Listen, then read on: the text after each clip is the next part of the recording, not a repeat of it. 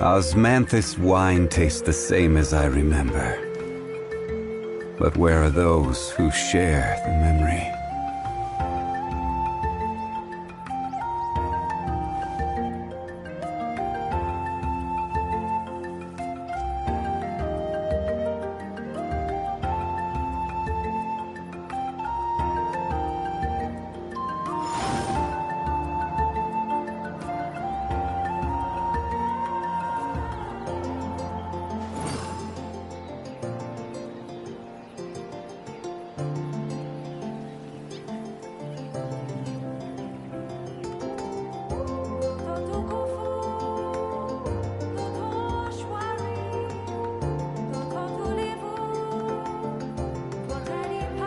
Osmanthus wine tastes the same as I remember.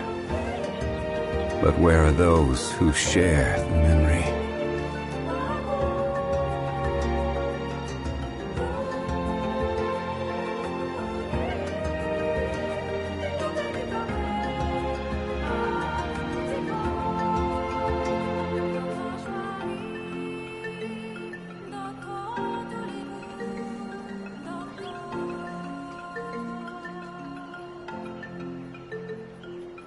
Where do you want to go next?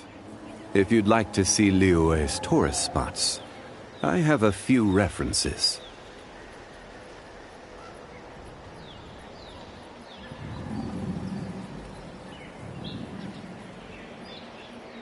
Osmanthus wine tastes the same as I remember. But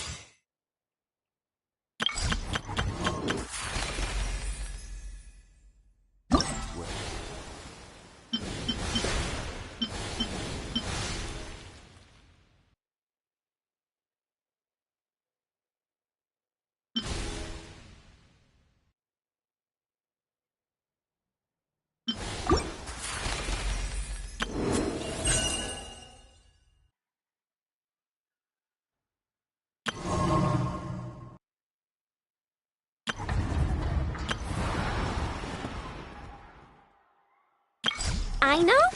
Present!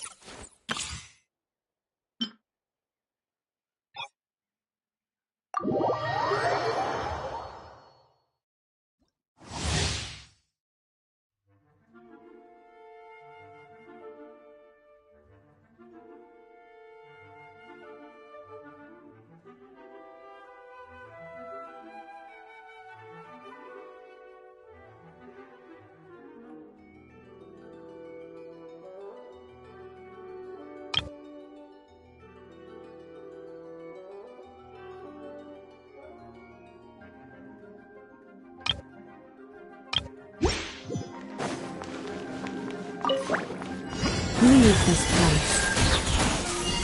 With one heart, we pray.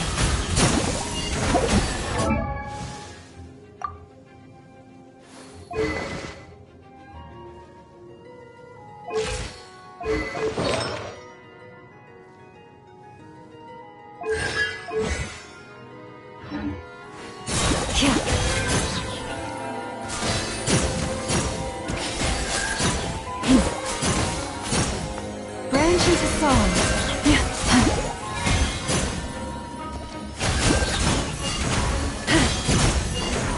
For the everlasting forest.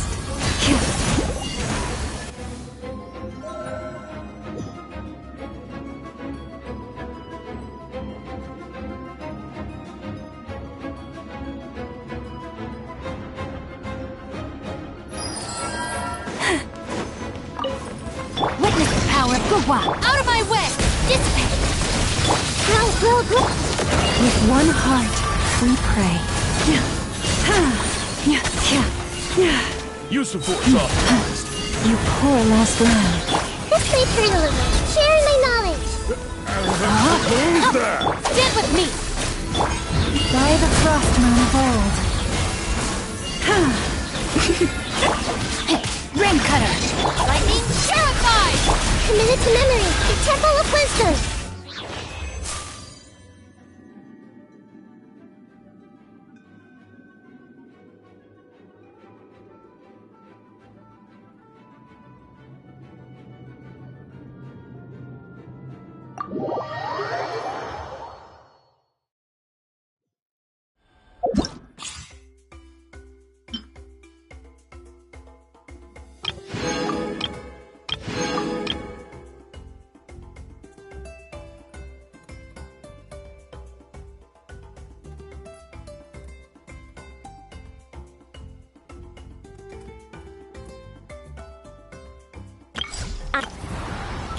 I know. Present!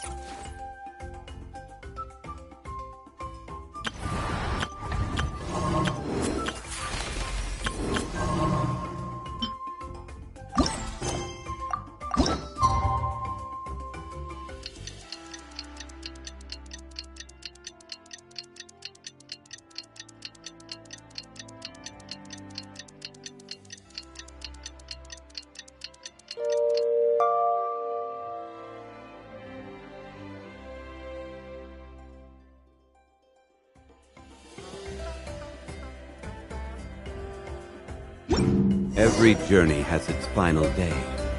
Don't rush. Hey,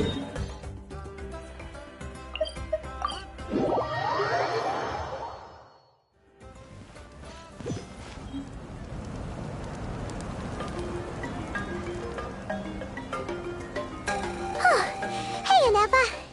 Sorry to keep you waiting. That is perfectly all right. My data indicates clear skies in the coming days. Current conditions for maritime travel, optimal.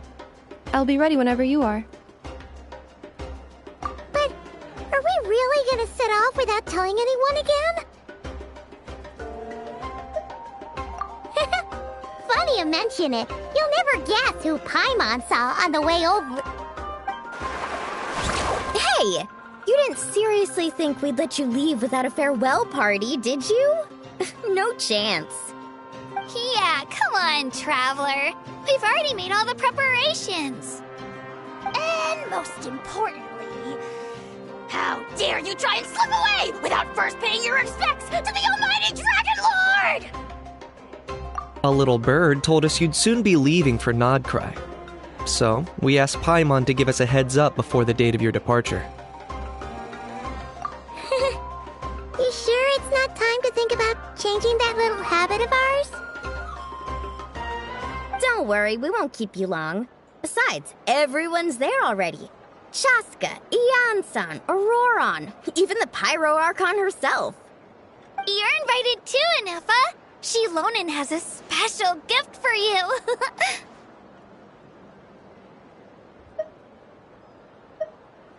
Accompaniment request accepted. Shilonen demonstrates excellent massage technique. My impression of her is exceedingly positive. Wait, so robots like massages too? Or is it just that Shilonen really knows how you're wired? Alright, enough with the chit-chat. Let's head to the venue.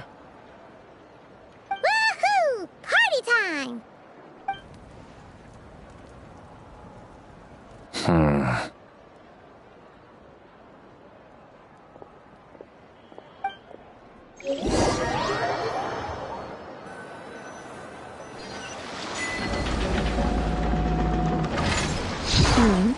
Spit it out, then. They've set off. Just as my calculations projected. About time I met this variable in person.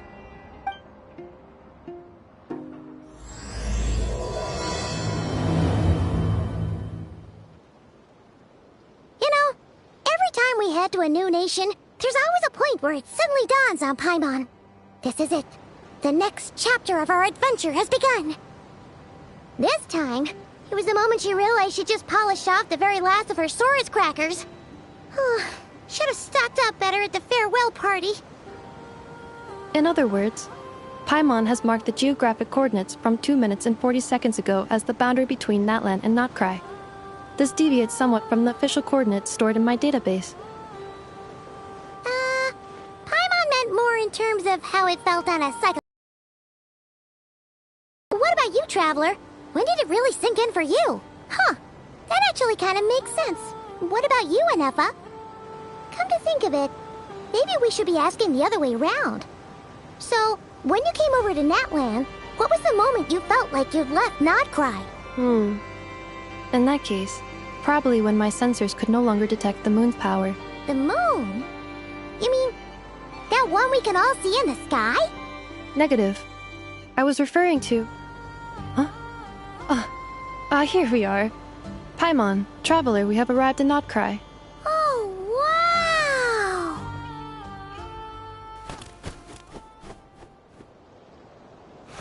Paimon, Traveler, welcome to Krai.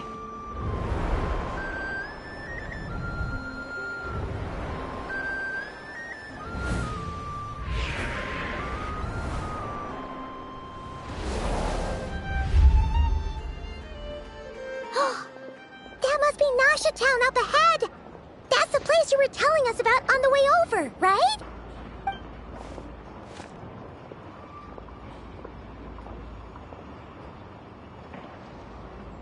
That is correct, Paimon.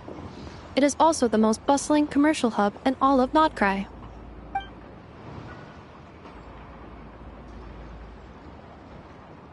Oh, sounds like the perfect place to start trying out all the local specialties. Huh? Is something up, Traveler? Paimon, this is where our spaceship landed when Lumine and I first arrived in Teyvat. Huh? Are you sure? But how come you've never mentioned that before? Seems pretty important to Paimon. Oh, well, because those memories are really hazy. All I remember is Lumine waking me up and us leaving the ship.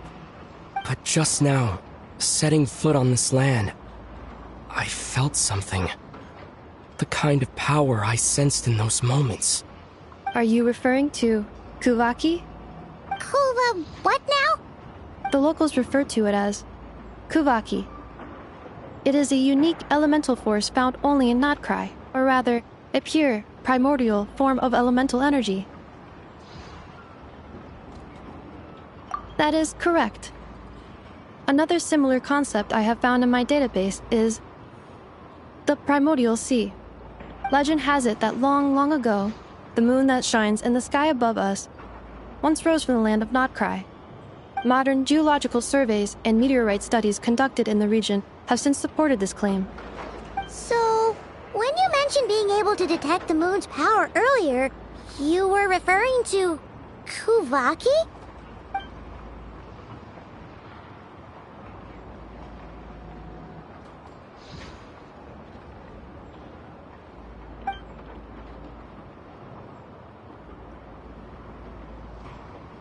Wait, Traveler, you're saying we might actually find your spaceship here? Do you still remember where it landed?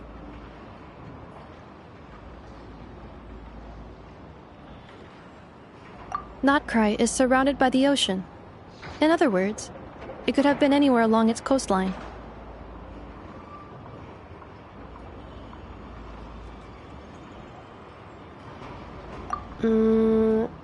Negative. Description still lacks sufficient detail to pinpoint target location. Hey, it's okay if you can't remember everything right away. After all, it's been a really long time. Let's just do what we've always done, and keep searching as we explore. Besides, what have you got to fear with your sidekick Paimon still here? I'd be more than happy to help you out as well. Our pleasure. Anyway, just knowing that your spaceship's here in Krai surely counts as a big step forward, huh? Like we've crossed another boundary? Paimon couldn't have put it better herself. You sure are a quick learner, Inefa.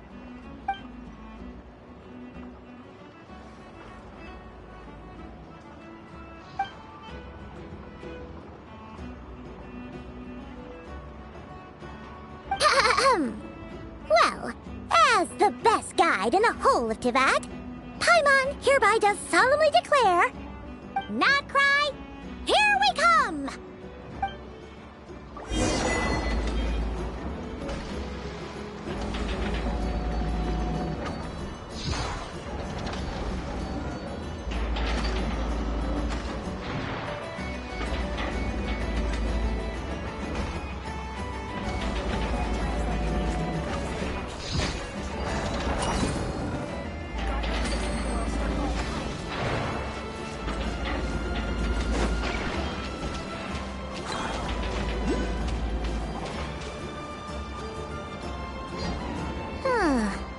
it just occurred to Paimon.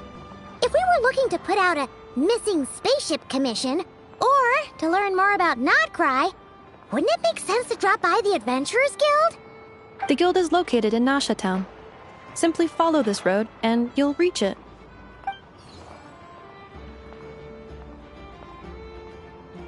Huh? What in Teyvat is that? Looks kinda like a Sealy, floating around in the air like that. That is a Kuhenki, a species unique to the land of Nodcry. A Kuhenki? Does she have something to do with the moon, too? Indeed it does. According to the Frost Moon Scions, the indigenous inhabitants of this land, the Kuhenki, are said to be familiars of the moon goddess, leading those who walk in the moonlight's glow to things of great importance. The moon goddess? Don't all people here worship the Tsaritsa? Although Nodcry lies on Snezhnaya's border regions, the people here have held their own unique beliefs since time immemorial. As I mentioned, everything in this land shares a deep connection with the moon and the sky above. The beliefs of the Frostmoon Scions seem to date back to the civilization of the angels. According to the documents in my database, even the 7 Archons did not exist at that time. Wow! So the origin of their beliefs goes back even further than the Archon War? Correct. At some point, you may come across some statues of their goddess. The Frostmoon Scions carved these as well. Hey! Looks like she's floating away! I suggest you follow her. The probability of an ordinary person encountering a Kuhenki lies in the single digits. Many here consider them heralds of good fortune.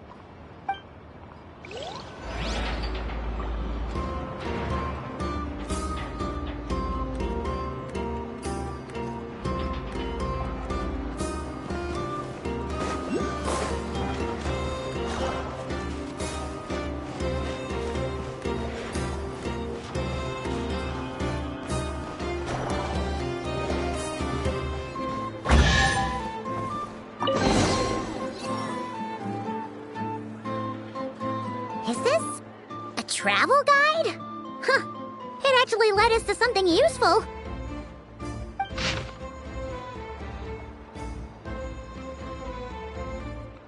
Are there any particular points of interest? Oh, it all looks pretty interesting to Paimon.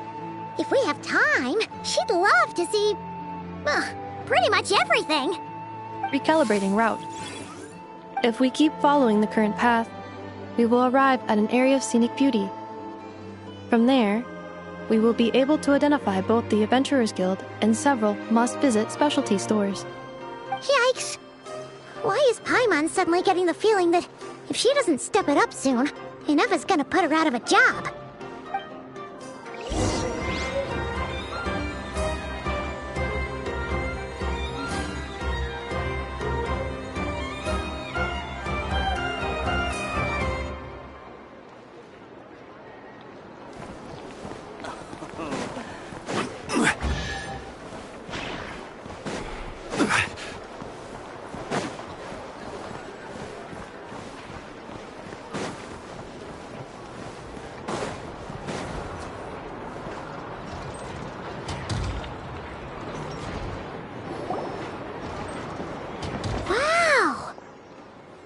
Town actually looks pretty big from here.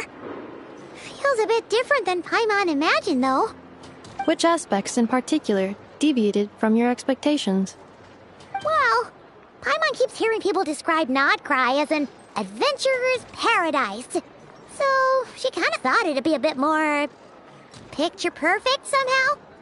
According to legend, there was indeed an era of peace in Nodcry's past, the age of the Fae. Tales of those ancient heroes are still told today. One of the most well-known is that of the Lantern Fae. This individual performed many good deeds for Nodcry. The present-day Lightkeeper's nightly lantern patrols are, in part, a tribute to their memory. But then, one day... What happened? There came a devastating abyssal calamity that swept across Nodcry, and for a time it was left desolate. Heartbroken by what had become of the land they had so cherished, that Fae extinguished their light, just as the abyss had extinguished all hope. Nowadays, the paradise people speak of is more of an aspiration, Or an irony, perhaps. An irony? Today, no official authority governs Krai. In theory, at least, it is somewhere a person can do whatever they wish, and become whoever they want to be. The Adventurers Guild is just over there, in Nasha Town's Central Plaza, and the flagship tavern is over that way. Hey, what's that building over there? You know, the biggest, tallest one. That is Aino's Boom and Blast Kuvaki energy cannon. It gets activated when the wild hunt threat level outside Nasha Town reaches a certain threshold. But according to the scan I just ran, the energy cannon appears to be malfunctioning, likely due to a recent discharge.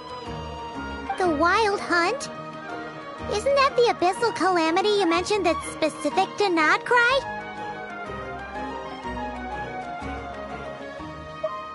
It is a phenomenon that has been occurring for several centuries now. Yet the time and location of wild hunt attacks are seemingly random. At first, it was more of an old wives' tale that adults used to scare children. If you don't start behaving, kid, some night, the wild hunt's gonna come for you. Listen, do you hear that? That weeping in the fog? Those are the cries of a young woman being dragged away. You're saying people actually hear things like that?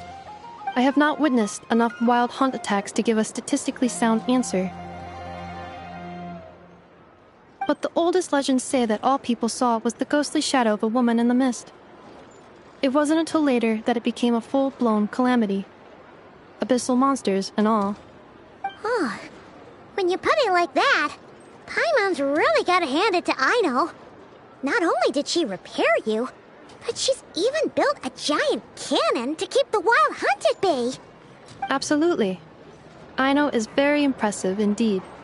Anyway, according to my schedule, it is time I took you over to the flagship. Oh, sure. After all, we shouldn't keep Barca waiting. Well, Paimon's not sure if he'll actually show up at the bar this early.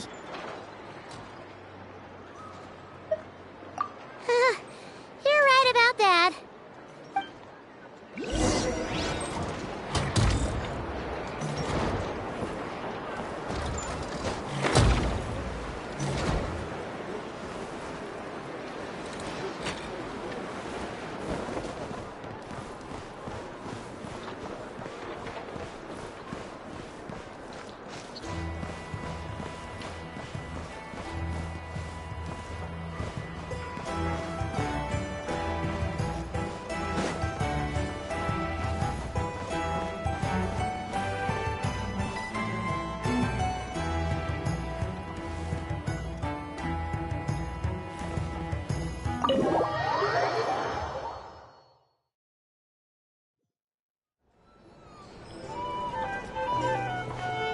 Here we are, the flagship. Varka told us to meet him here in his letter, right? Let's see.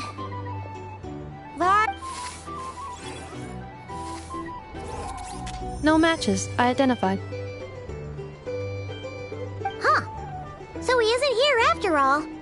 Oh, guess we never did actually say we'd be arriving today. Hey, why don't we go ask the owner? If what they say is true, Varka's drinking prowess must have left quite the impression.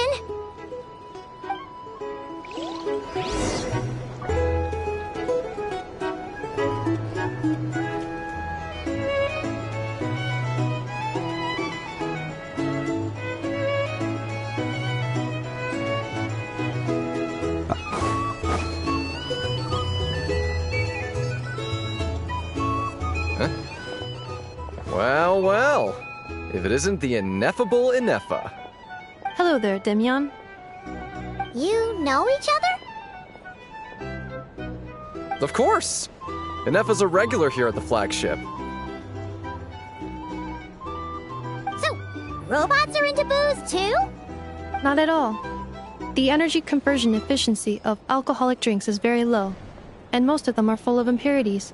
Still, I can affirm that your berries and fried meat deserve a solid 9.12 out of 10. It has Aino's approval too.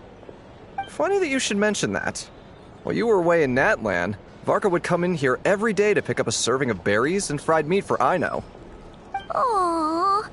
He must have been worried sick that she wasn't eating properly on account of being so hung up about Inefa being gone. Actually it's 'cause Varka found out that Aino went wild after Inefa left, gorging herself on snacks she normally couldn't get her hands on. So it was more worry that she wasn't getting a balanced diet.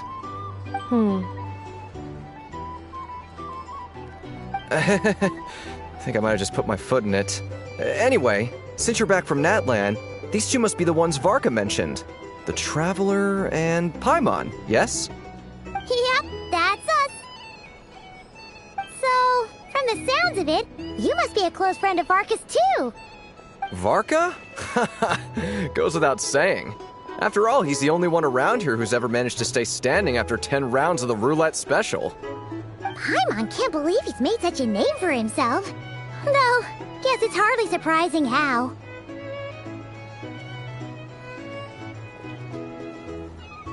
Right now?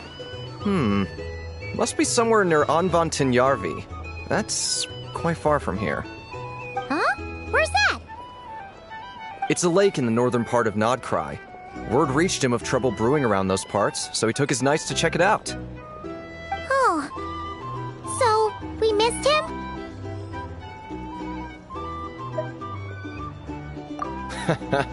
Varka knew you'd say that. So he specifically told me to make sure you stayed here and enjoyed yourselves. He sends his assurances that everything's under control. Well, if he's that confident, guess our only option is to accept. Anyway, it's not like there's any special cause for concern. He is the Grand Master, after all. Exactly.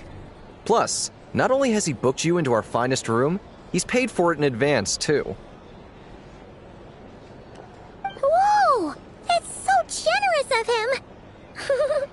We might not have met yet, but Paimon's got a feeling that we'll get along with Varka like a house on fire. Oh, and by the way, he also asked me to serve up a portion of berries and fried meat for Inefa. That was prepaid as well. Thank you. No, thank you. I'm the one who should be grateful for your business. Traveler, Paimon, why don't you go ahead and drop off your luggage? I can use this time to go pick up some components that Aino asked me to bring back. Sure thing. Besides, now that we've got ourselves a map, once we're done unpacking, we might as well go for a stroll ourselves. Why don't we meet up again later? Oh. So you no longer require navigational assistance? No worries, we should be fine. We've got a rough idea of our way around town, so Paimon's reasonably confident we shouldn't get too lost. Thank you. This translates into an approximate time saving of 30%, meaning I will be able to see Aino about 45 minutes earlier than previously projected. Oh, right. You must miss her a lot, too. In that case, we better get a move on.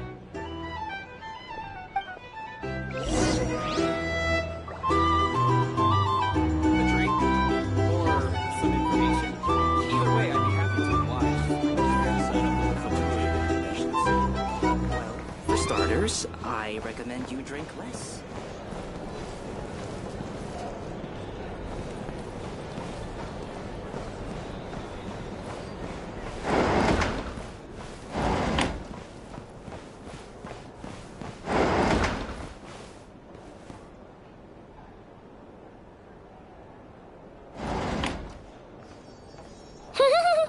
Feels pretty nice having someone sort out our food and lodging for us, huh? But is this really the flagship's best room? It's pretty big, make no mistake, but it looks a little worn out, right?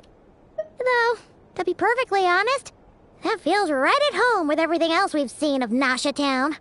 You mean it's got something to do with Krai's history? Oh, that makes sense. But what exactly was this calamity?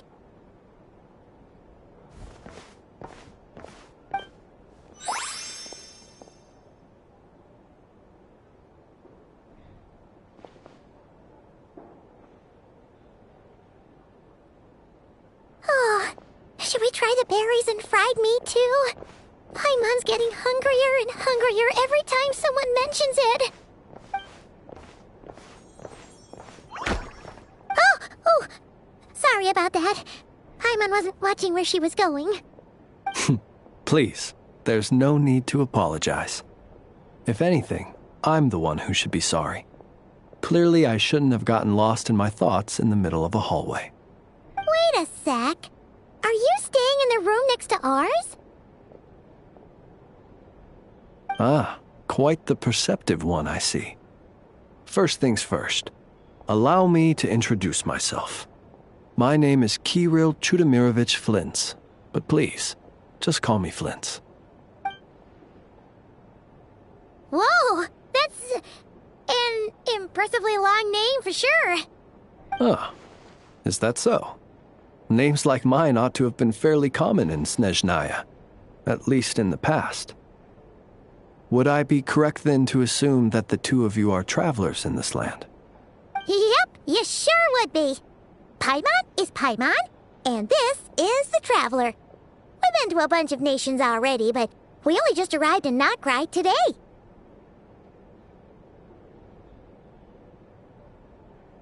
What a rare honor it is to meet such worldly travelers.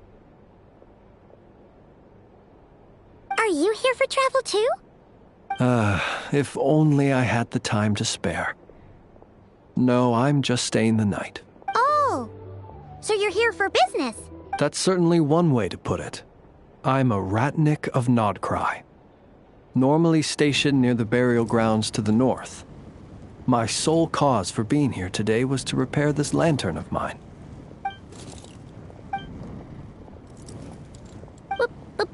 Burial grounds? Your surprise is entirely understandable. Most people cannot even begin to fathom the idea of a life surrounded by tombstones and decay. But if you've heard of the calamitous abomination that is the Wild Hunt, you'll know that in their wake they bring a host of souls tainted by abyssal filth. That then is why we are stationed by the burial grounds, to hold the line where it is most vulnerable. Oh, so it's all about fighting against the abyss. Oh, sounds like a tough job. I thank you for your concern. But in truth, I've long since grown used to it. In fact, I like to think it rather suits me. If anything, I'd say I prefer the peace and quiet of a graveyard to the hustle and bustle of urban life. Paimon sort of gets it now. But even so, she's still pretty sure she could never get used to living in a graveyard herself. For one thing, she'd be too scared to fall asleep at night. Oh, I assure you, there's no need to worry on that account. The kind of ghosts you find in cemeteries aren't too big on talking. But even when they do, they're usually far more discreet than the living.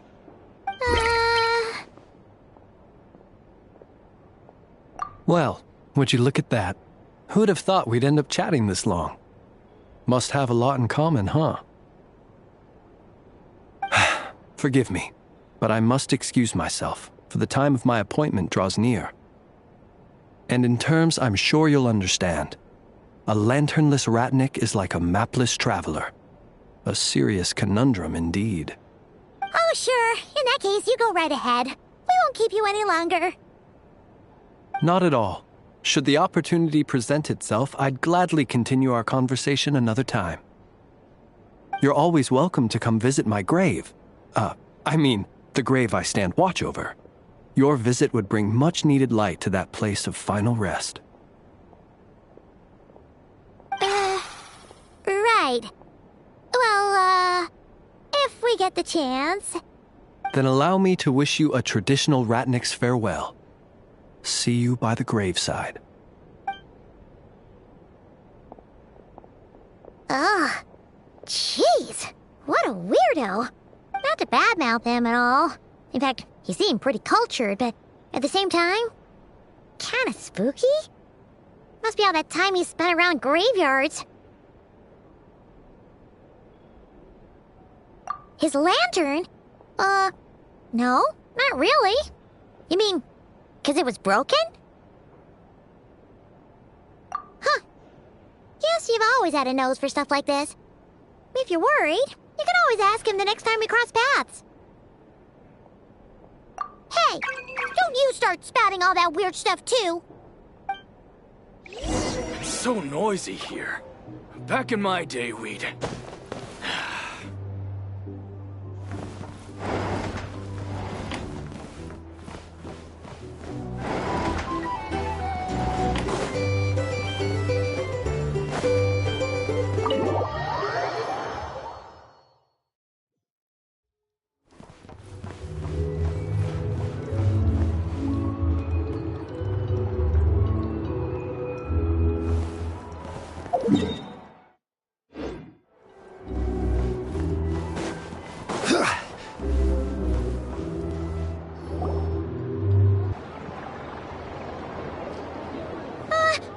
Paimon almost forgot something super important. Were we gonna go try out the berries and fried meat? But now, heading all the way back to the flagship feels like such a waste. Please, accept today's boon. Come night or day, may the blessings of the moon goddess shine down upon you. Huh? What's going on over there? Wait, free food? Wow, the people here are so nice! Quick, let's grab some too. Paimon's... Moonlight illuminates the path before you, travelers from afar. Huh? How'd you know we were travelers? Just now were a song the birds in the sky, singing of your wanderings. You are no ordinary guests, it seems. The birds and the... what now? Forgive me. I should not have laid the words of others out as a welcome mat for our very first meeting. You, too, must be wondering who I am. I am Lauma, moon chanter of the Frost Moon Scions. Please, as do our followers and other passers-by, accept today's boon. Happy to oblige. Paimon's name is Paimon, and this here is the Traveler. Thanks so much for sharing your yummy food with us. We'll take one each. Think nothing of it. These fruits were the finest we found, delicacies gathered in the wake of the morning dew. It is my hope that partaking of them may lift your spirits to heights anew. The finest you found? Wow! That sure is kind of you, but wouldn't you want to keep those for yourselves? The first fruit of the harvest must be placed upon the moonlight altar, not as an offering to the gods, but as a spark for lost hunters.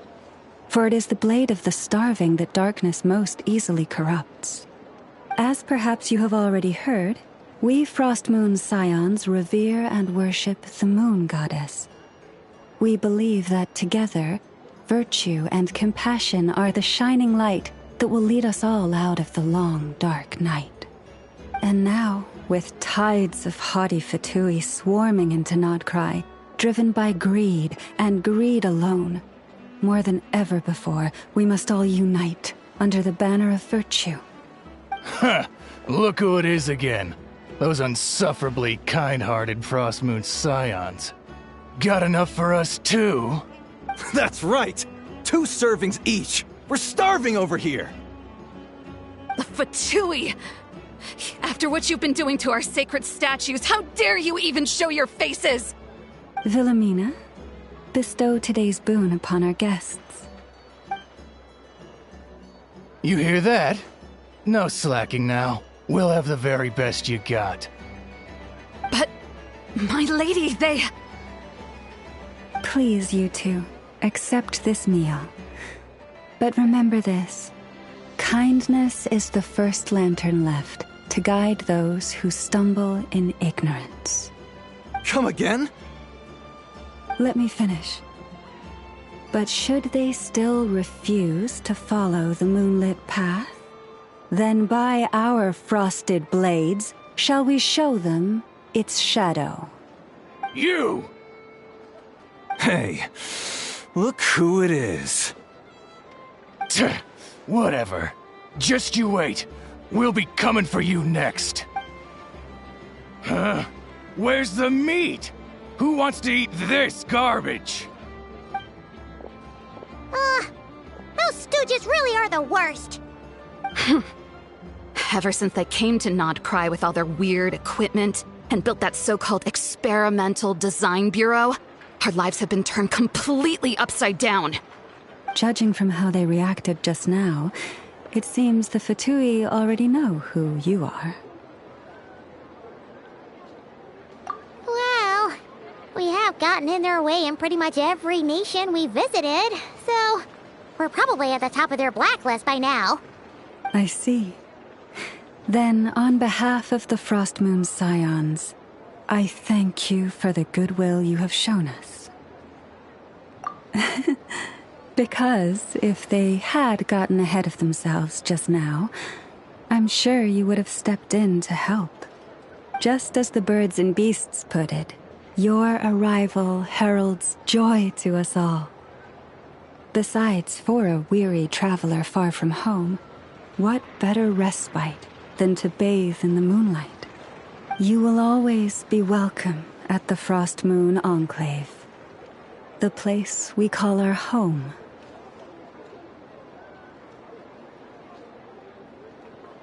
May we meet again in the moon's gentle glow. These are delicious! So refreshingly fresh! Those two Fatui wouldn't know a good thing if it came up and bit them on the shoulder. Looks like Anefa isn't done with her shopping yet, and the Adventurers Guild is still empty. Where should we head next? Good idea! Wouldn't want to let the Kuhenki down, after all. Let's see... Okay, Paimon's got our route all figured out. So, all that's left to say is... don't fall behind! This is Nuts and Nuts. It's mostly a fruit shop, but there's a crafting bench, too. This is the Speranza, one of the travel guide's recommended restaurants. All the waiters here are kids. This is the Vesnici Prolecha greenhouse. Apparently, their flowers are all made of metal, so they'll never wilt away. And this is the Rossum Workshop. If you ever need a weapon made, this is the place to go. And over here, they've got a super tall observation deck. Whoa! Take a look at that! You can see really far out into the distance. That way's north, and that looks like something built by the Fatui?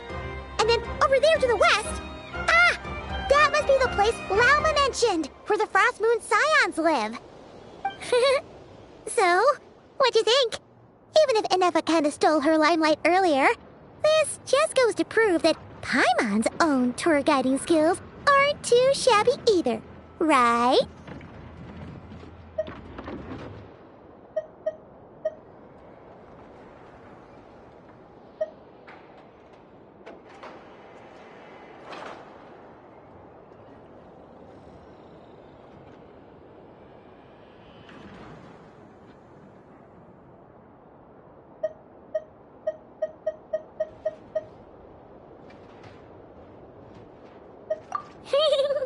She sure is! It'd take hundreds of years of practice to beat the best tour guide in all of Tibet. Huh? Look! There must be someone at the Adventurers Guild now. There's already a line forming outside. Looks like we'll finally be able to ask about your spaceship. Oh, or was there anywhere else you wanted to stop by first? Where? Which one are you... Oh, now you mention it, Paimon's noticed it too. Ugh, better not be who she thinks it is. Anyway, where we go first is completely up to you. Either the Adventurers Guild, or that suspicious-looking shop. A word of warning, though. If we step into that shop, be sure to keep a very close eye on your Mora.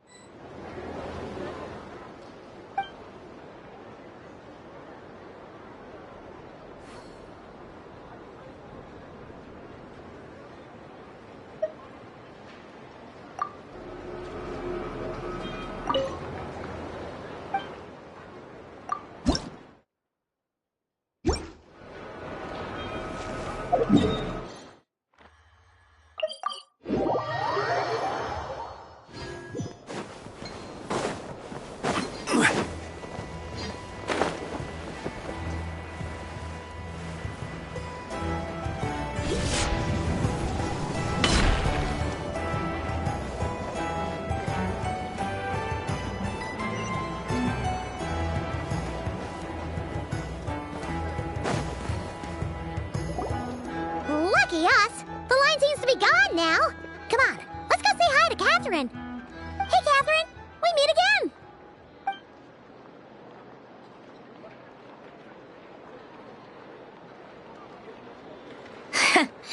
How ridiculous.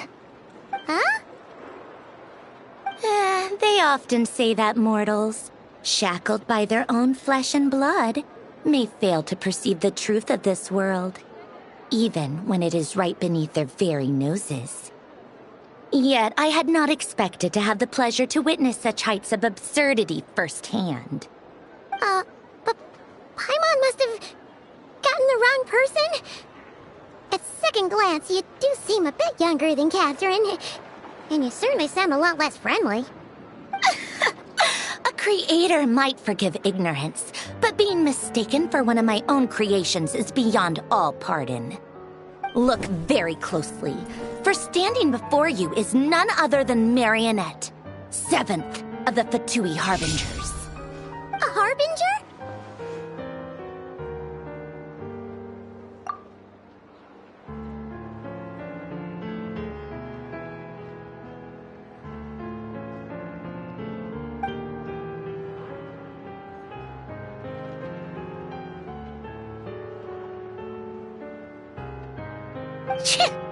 Today's encounter is merely a courtesy call.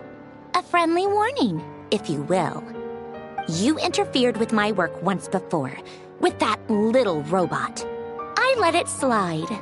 After all, it was nothing more than a distraction, a side project at best.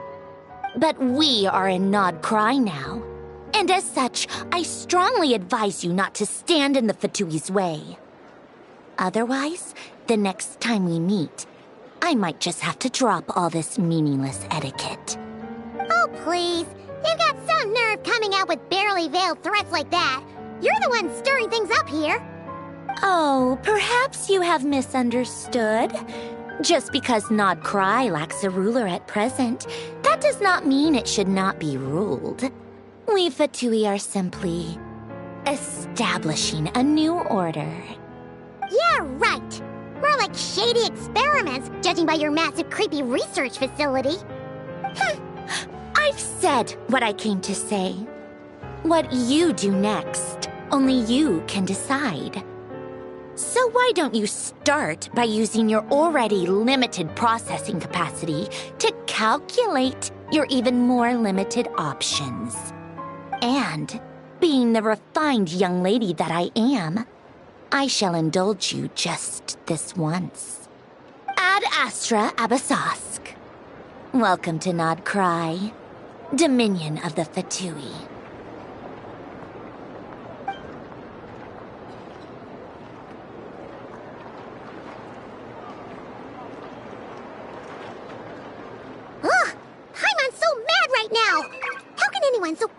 be evil, be so annoyingly self-righteous? But if a Fatui Harbinger is here to greet us in person, that can only mean one thing. We'll have to be extra careful from here on out. Paimon hates feeling like she's being watched. Hey! The real Catherine's back! Ad Astra Abyssosk. Welcome to the Adventurers Guild. How may I help? I will do everything I can to assist you. Oh, you're so much nicer to talk to, Catherine. Please don't leave us again, okay?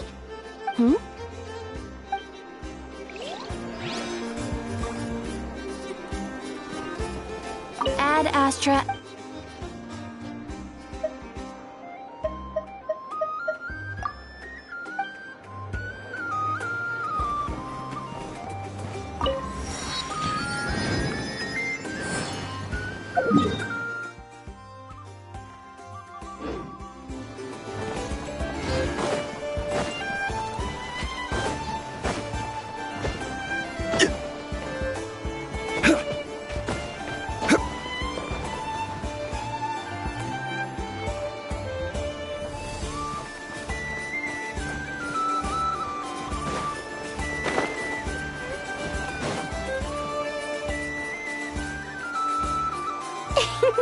Please, here you go. And if you ever need anything else, don't forget to make the great Lord Sangama Bay your first port of call. Oh dear. So it is the real deal. Of course it's the real deal. Everything you'll find here is 110% real, meaning every one of my deals is as real as a deal can... Wait a minute. Well, if it isn't my two most valued clients!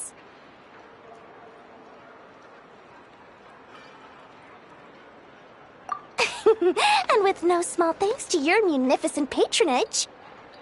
Come. How could you just sneak into Not Cry like this without telling your dear Lord Sangama Bay? If I'd known earlier, I would have made an absolute pulled out all the stops to ensure that your boat ride over was as comfortable as humanly possible. Thank the Archons we didn't tell you. Oh, come now. You know as well as anyone how impeccably and conscientiously above board I am when it comes to doing business. Well, regardless of whether that's true or not, the main issue here is that we had no idea you had a branch in Not Cry. A clever merchant always has a backup plan, or two, or three up their sleeves. As the saying goes, a rabbit with many burrows fears not the hunter's arrows. A merchant with stores galore hears no debtors at the door. Since you're both here in Not Cry, would you care for some of my finest local souvenirs? Whatever you're looking for, I have it. Or if it's Sumeru you're missing, I've got that covered too. We literally just arrived. Do we look like we're on the hunt for tourist trinkets to take back for our friends? My, your high-minded tastes never cease to impress. In that case, I know just the thing. You must be on the hunt for something like this? What's that? Your hat? Information, of course. Information about Not Cry, locked securely in the otherwise impenetrable vaults of the Lord Sangama Bay's brilliant mind. I knew it! I just knew you'd appreciate the value of my wares.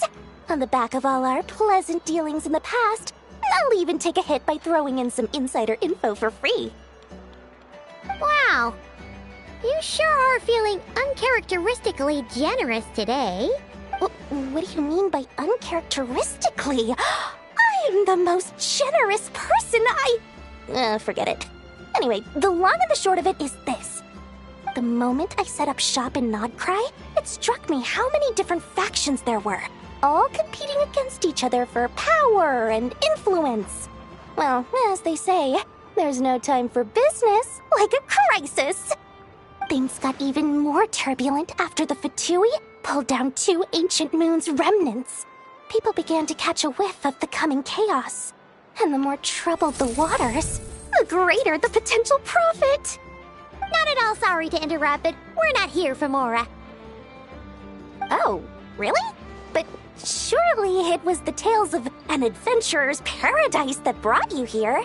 The chance to take your very own slice of all the latest and greatest business opportunities? In that case, what would you like to know about? The Frost Moon Scions? You mean the people who believe in the moon goddess? They're not a bad bunch. It's just, well, they have such simple tastes. No luxuries, no indulgences, no nothing. Trying to earn a little more from that lot is like trying to squeeze blood from a stone. Still, things between them and the Fatui have gotten pretty tense. It's only a matter of time before the powder keg goes boom. And when that happens, that's when business will start to boom too.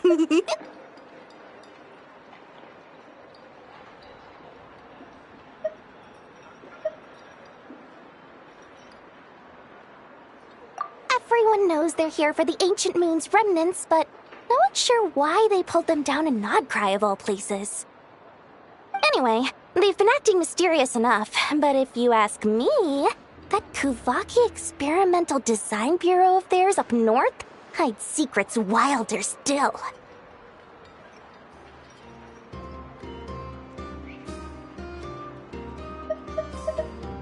Oh, I almost forgot to mention. Sooner or later, you'll no doubt end up doing business with some other merchants in Nodcry. And someone's bound to mention a place called the Curatorium of Secrets. Listen to my advice. Do not, under any circumstances, go there, no matter how much trouble you're in. The Curatorium of Secrets? What do they get up to there? Just a place that handles all kinds of disputes. But the owner will charge you an absolute fortune, and she has a temper to match. Nothing like your friendly neighborhood, Lord Sangama Bay. You're not just saying that to stop your competition from undercutting you, right? When did that little pipsqueak get so sharp? And after I gave them all that info for free just to win them over. What do you mean? Of course not. I'm only thinking about your wallets. I mean, on behalf of your wallets. You're really not convincing anyone, you know. All right. Business is a cutthroat business. I won't argue with that. But I'm not lying about that boss lady.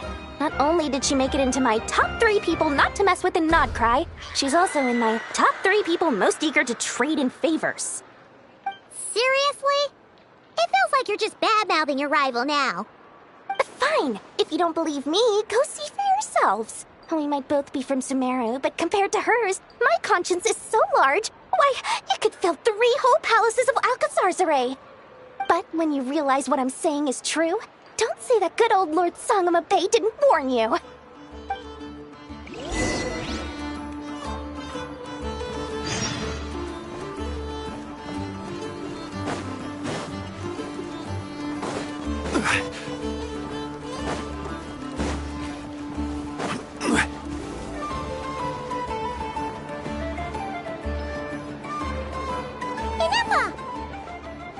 Hello. I was just about to start tracking your whereabouts. Did you manage to get everything Aino asked for? I did. What about you? Do you need me to navigate or introduce any more places around town? Not for now. We've seen most of it already. We probably need some time to process everything we've learned, though. Any progress with the spaceship? No. Catherine came back just now, so we asked her, but even she hasn't heard a thing. One possible explanation is the vast stretch of time that has elapsed. Additionally, given the limited resources available in Nodcry, it is entirely plausible that the wreck was scrapped for parts, or even mistaken for a pile of broken machinery. Understood. In that case, why don't we go ask Aino together? After all, she was the one who salvaged me, ancient dragon technology and all. If there really are any unusual parts floating around Nodcry, there's a high chance they've passed through her hands at some point or another. Good point. And since you keep mentioning her, we're curious to meet this whiz-kid mechanic too. Understood. Then I'll handle navigation as before. ETA at the Clink Clink Krumkake craft shop. 34 minutes ahead of schedule.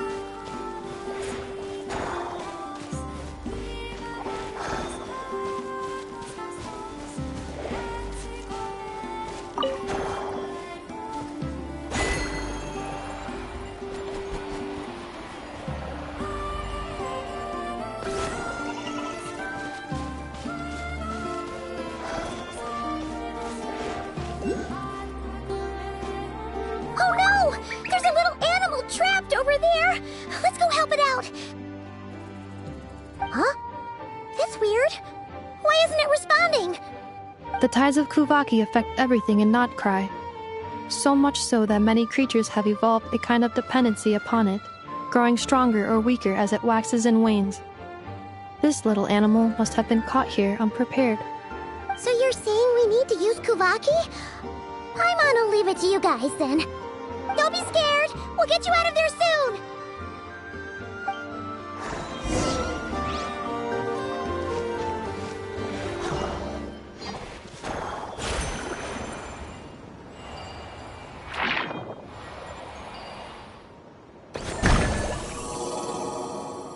Oh!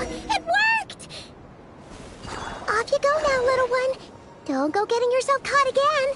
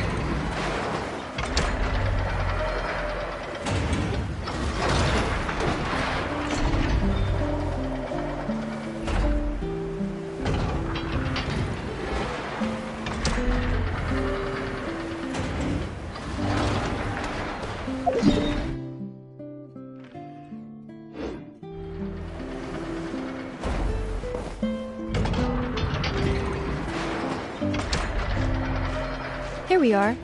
The place Aino and I call home. Whoa!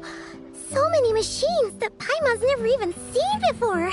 And then there's all these little robots. Did Aino build them all? That is correct.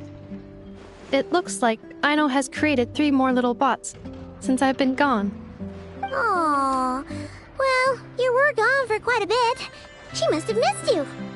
I missed her too. I want her to see what I've become. Well, let's not keep her waiting any longer then. Come on!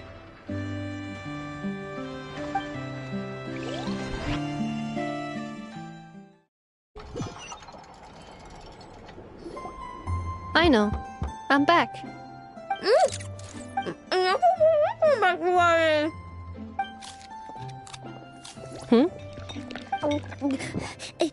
Ineffa? You're back significantly earlier than I expected. Like a whole 30 minutes at least. Everything went very smoothly, which saved me quite a bit of time, so I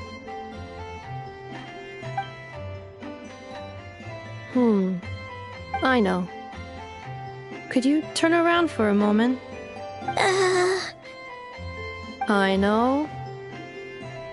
I've been on my best behavior the whole time you've been gone. She's got chocolate all over her mouth. I know.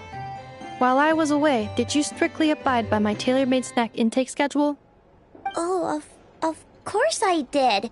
1 whole cake, 1 crumb cake, and 1 pack of chocolates a day, right? It was either a cake or a crumb cake or a pack of chocolates per day. Oh, shoot. When did you finish the snack stash I left for you? Literally just earlier today. Let me just go run a scan on that. I meant today, a week ago.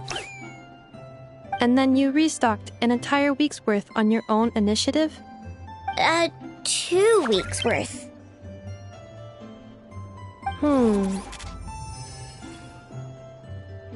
Why does Paimon feel like the roles in this household are pretty much the opposite of what she imagined? Calculation complete. Aino's recommended snack calorie intake for the next 4 weeks. 0. No fair! You're a meanie, Nefa. This is what happens when you break an agreement. Oh, come on! Don't do this to me! I only ate a teeny bit extra every day. Just a teensy, eensy, weensy bit extra. That is objectively not a teensy bit extra. Seriously? If you'd only arrived half an hour later, I would have had everything cleaned up and you wouldn't have noticed a thing. But now that I think about it, you even said you'd come back a bit earlier than you did, so I wouldn't have to worry. But then, you were away so long, and I was so worried about you. And that's the only reason I even... Oh. I know. I'm very sorry to have kept you waiting. I'm back now. Welcome home. Oh. So, will I be able to keep eating snacks as usual now? Negative. Aww. Okay. Well, given that I am later than I initially projected, I'll let it slide. But just this once. Thanks, Nefa! You're the best! I know. Allow me to introduce. It's the honorary knight and Paimon! I know. Uncle Varka talks about you guys all the time. Nice to meet you, Aino. And Nefa's told us all about you, too.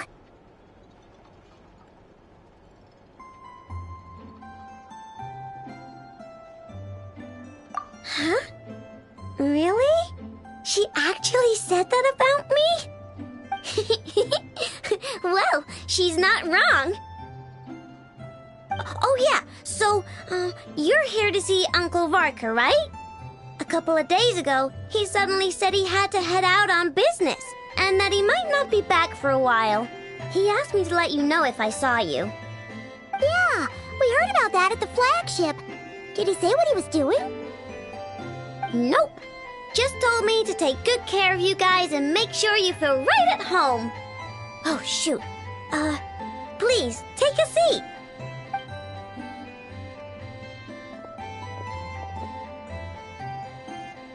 Do either of you need my help with anything? Anything at all? After all, I'm the head of this household. Sure wouldn't know it from that snack tantrum she just threw.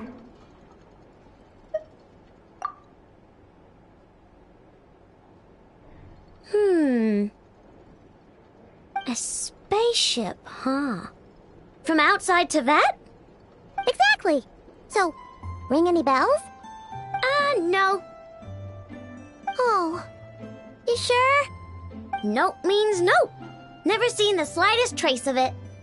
More specifically, by nope, I mean, I've never seen a single piece of tech in all of Krai that might have come from out of this world. Not in any new machines or in any old ones either. Huh. What Aino means is that your spaceship almost certainly has not been disassembled nor repurposed as parts for other machines. Oh, so that's what she was getting at. Yep. I've taken apart pretty much all the fun stuff in this city at one point or another, but I don't recall ever seeing any components that were anywhere near that special.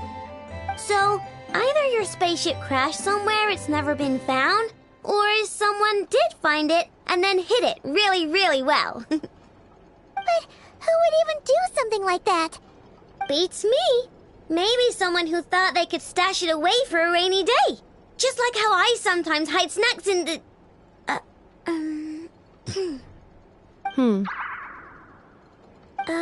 Anyway... Long story short, I definitely haven't seen anything like that. Besides, sounds like it would practically be ancient history by now.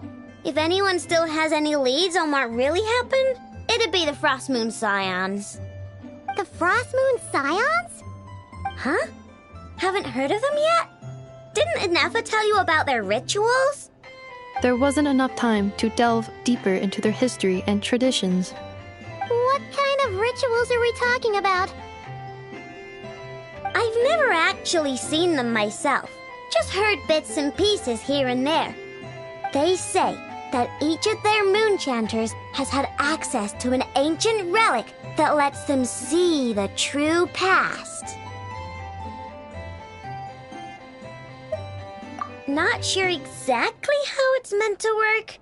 I can't get my head around anything that can't be explained by either machines or science. And to tell you the truth, I don't like it much either. Looks like we'll have to try our luck with the Frost Moon Scions. Aw, leaving so soon? Sure you don't want to hang out a little longer? It's getting late, I know, and these two still need to head over to Hisi Island. It would not be convenient for them to linger much longer. Aww. Alright then. Don't worry, we'll be sure to drop in on you as often as we can. Really? You promise?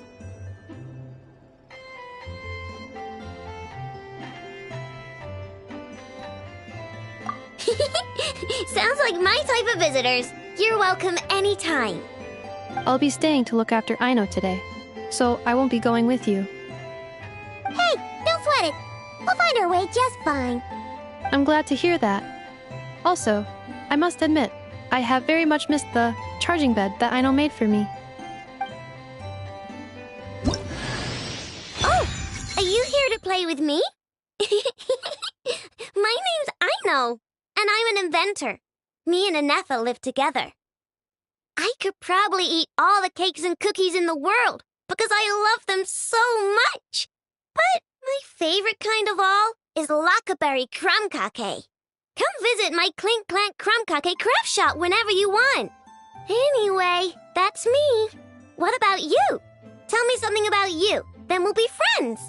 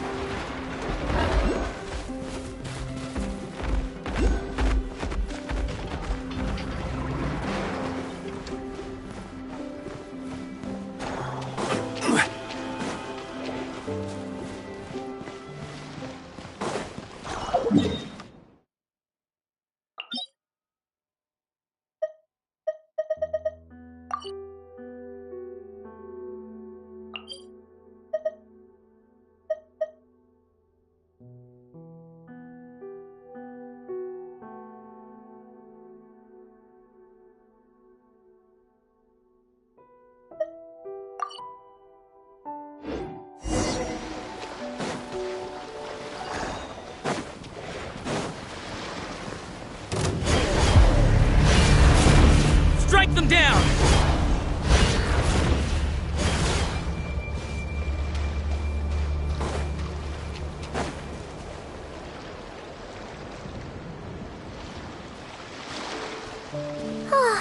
Seeing Anafa and Aino reunited like that sure was heartwarming.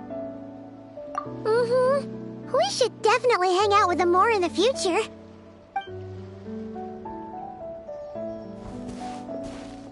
Speaking of homes, we must already be close to where the Frost Moon Scions live. The vibe here feels different, just like the scenery.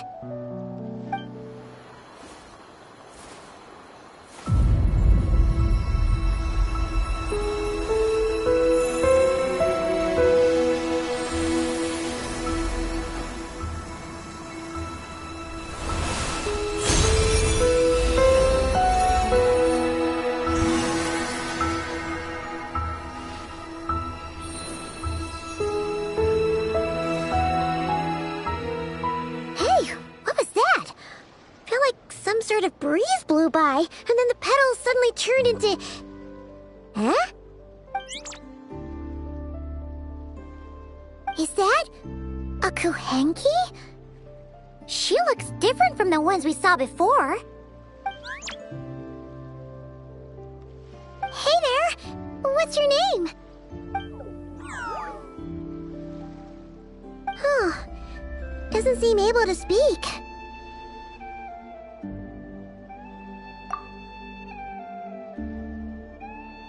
No idea what she wants. Unless you want to stop, maybe we should just keep moving?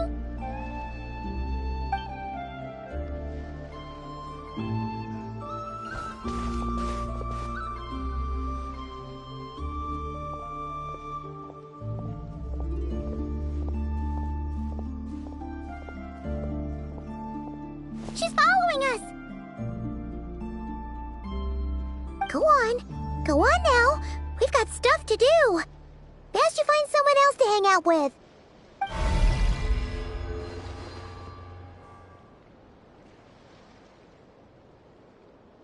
Hey! Don't make it sound like Paimon's some kind of meanie.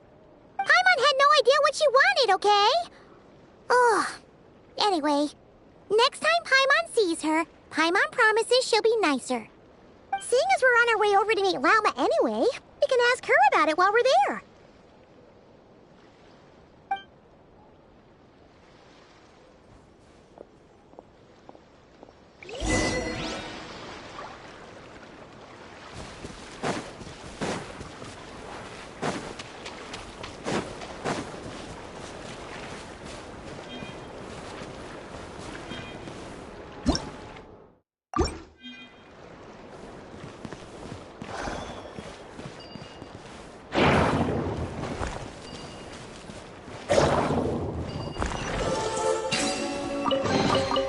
One man's stone is another man's gem.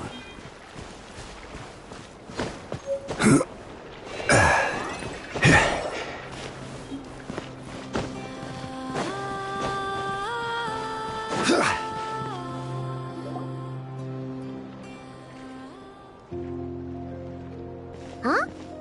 Hey, look! Isn't that Lauma? The moon chanter? Let me take a look at your wound. You must be more careful. Doesn't matter how much of a rush you're in, your safety always comes first. Oh, you're back too. How was your day? You what? Those two Fatui? The ones who were causing trouble in Nasha Town? You went to teach them a lesson? And you put that in their food? You naughty little thing! How could you do that? They didn't notice. That's not the point. You mustn't do that again, okay? Next time, at the very least, bring a few of your friends along too. You'll be an easy target if it's just you on your own. Hey, Lauma! Still remember us? Oh, it's the Traveler and Paimon, isn't it? Welcome to Hisi Island.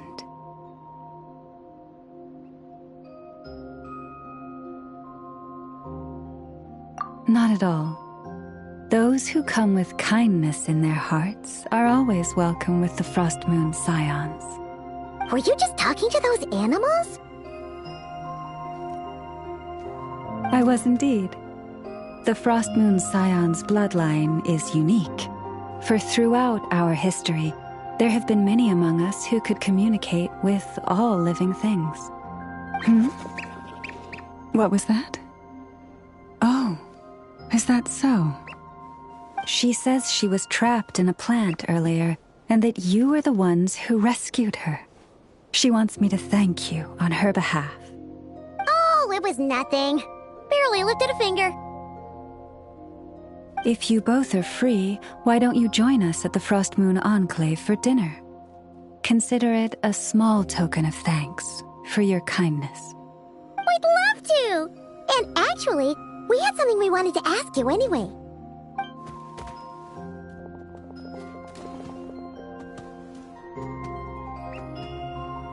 Oh. You're interested in the story of Kutar? Kutar? Yes. Kutar is our moon goddess, the moon maiden who guides us. But up close, this one somehow seems a bit different from the one in Nasha Town. It's like it's more... natural? Or like... more harmonized in its design. That is because ever since the Fatui arrived in Krai, they have been modifying and defacing our statues as they please. These statues were made by the Frost Moon Scions who settled here hundreds of years ago, crafted from the very finest Lunasol stone. Not only is this stone exceedingly rare, but it also brims with Kuvaki. I suppose the latter must be what caught the Fatui's eye. For a time, we put up fierce resistance. But now, this is the only one left that still retains her original form. We heard they even pulled some ancient moon's remnants down from the sky. That's right. The two largest remnants landed in Krai. One here on Hisi Island, and the other on Paha Isle. The Fatui built their research facility on top of the remnant over on Paha Isle, but they've had their sights set on the one here, too.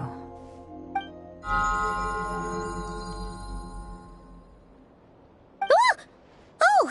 It's that little Kuhenki again! Surely that can't be. Hey! We've been wondering what was up with it, too. It just appeared out of some petals and hasn't stopped following us since. No, that is no ordinary Kuhenki. These we name Luonnotar, beings born from the moon goddess's blessing. Can you understand what it's saying? We honestly haven't got the slightest idea why it's been following us. I'm afraid not. I cannot fathom its thinking any better than you can. Sometimes a long time must elapse before the moon goddess's blessings turn into Luonnotar. Perhaps you two were simply there to witness that transformation. Oh, maybe. Legend has it that the Luonnotar bring good fortune.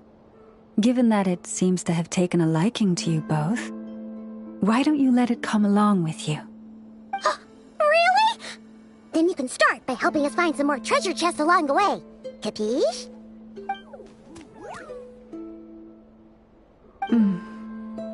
Twilight approaches. If you would hear more of the moon's story, then let us make our way to the Frost Moon Enclave. Beneath the gentle moonlight, I shall share this tale in full.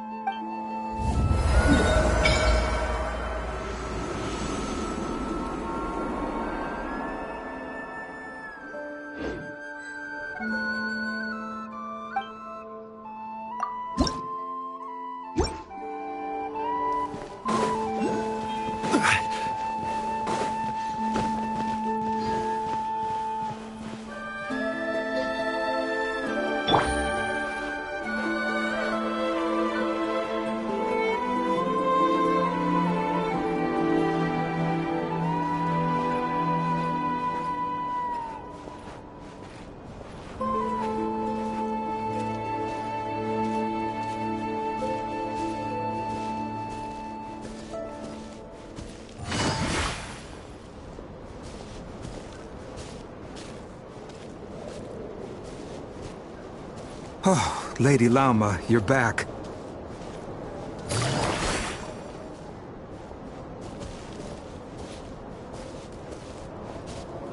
Come day or night, may the blessings of the Moon Goddess shine down upon you.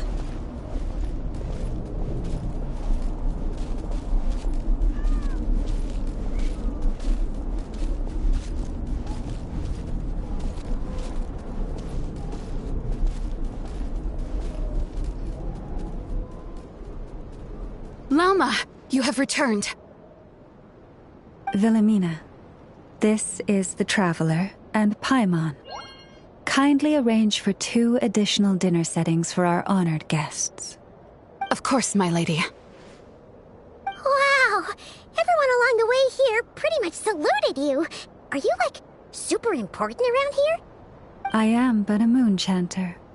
One entrusted to convey the moon goddess's will. Nothing more. She's just being modest. The Moon Chanter holds the highest rank among us Frost Moon Scions. Lauma is our leader. Wilhelmina? I know. I'll send word to the kitchen. 2 meals coming up. Whoa! Paimon had no idea you were such a big shot. It is merely that the unique traits of our bloodline have manifested themselves especially strongly in my person. That is no accomplishment of my own.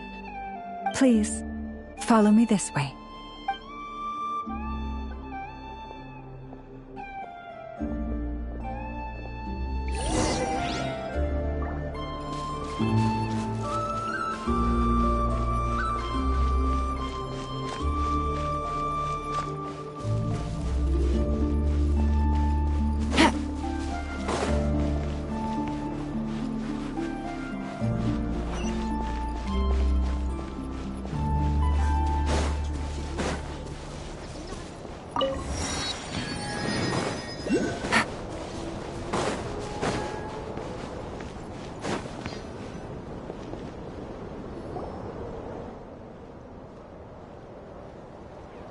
Even to this day, I am still trying to piece together the many fragments of our past.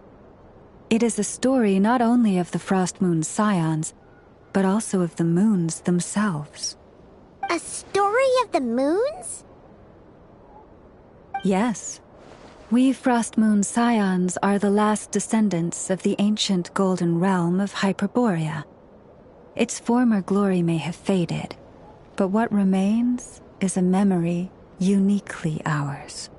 In the distant past, Teyvat had not just 1 moon, but 3. It is said that they were created by the primordial master of this world, cast into the firmament to keep peace in the land below. Firstborn was the eternal moon, largest of the 3. Legend has it that it was her immense Kuvaki that gave rise to the ocean tides. Next was the Frost Moon. Smaller than her big sister, yet brightest in radiance. Her glow became the cold, undying lantern of the night. Finally came the iridescent moon, smallest of the sisters. Most of the time, her light was barely visible to the naked eye. Yet when she shone, her fleeting halos were all the more mysterious for it. Wow! Sounds like it all happened so long ago. So, what happened to them afterwards? Afterwards, well, as you have seen, the 3 moon goddesses perished. This happened in a war triggered by the Descenders, and of the 3 lunar husks, only the Frost Moon survived unbroken, while the others were shattered to pieces. Oh, so that's why there were ancient moon's remnants in the sky. Yes. It is also said that when the moons shattered, most of their fragments rained down upon this land like stardust. That is why Krai is blessed with such an abundance of Kuvaki. As for the remnant that the Fatui recently pulled down, that belonged to the Eternal Moon. Wait a sec. But you just said that 2 of the moons were shattered, so where are the remnants of the iridescent moon? The iridescent moon's remnants were never found. What happened to her after the war remains a mystery. Some say she vanished in an instant, while others believe that her remnants are simply too delicate to leave a trace.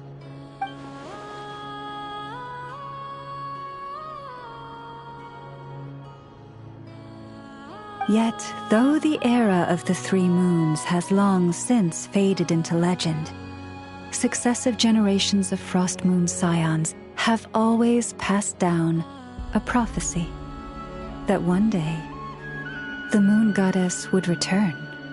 And in the end, that prophecy did indeed come to pass, though not quite. Lady Lauma! Lady Lauma, are you there? Cappy, what is the matter? Lady Lauma, it's my daughter, Karina. Her illness. Take me to her, right away.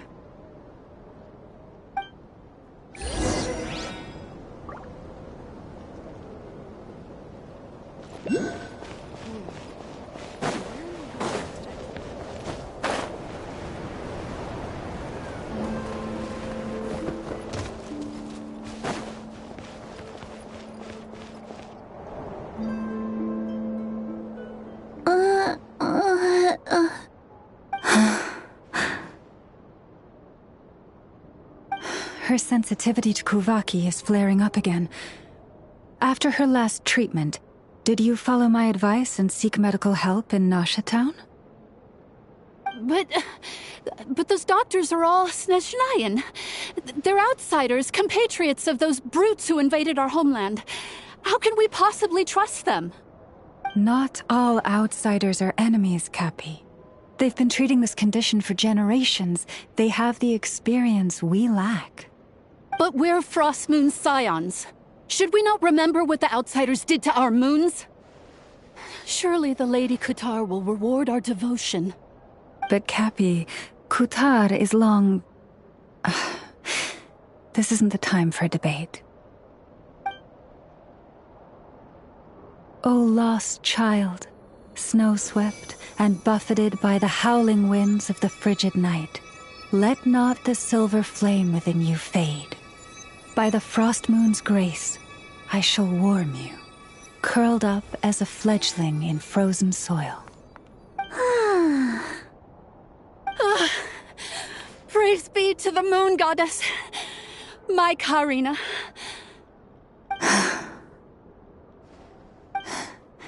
Remember, she must take powdered laka berries daily. It will ease her symptoms.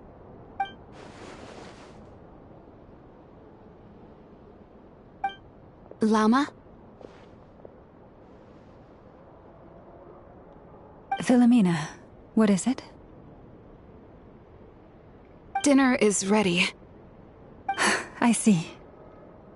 Cappy, let her rest here for the night. I'll have someone bring her a blanket. All right. Thank you so much, Lady Lauma.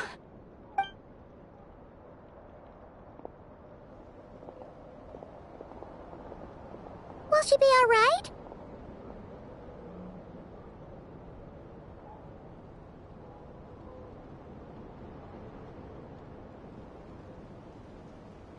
Yeah! If there's anything at all we can do, please don't hesitate to ask. Thank you for your kindness. For now, though, Karina should be fine. She'll be feeling a lot better tomorrow.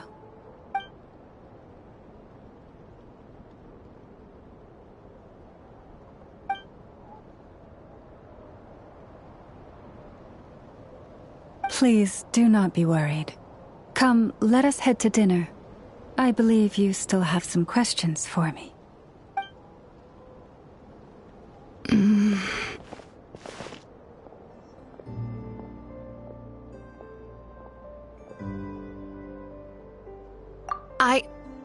Oh, sorry. Yes, I'll be coming too.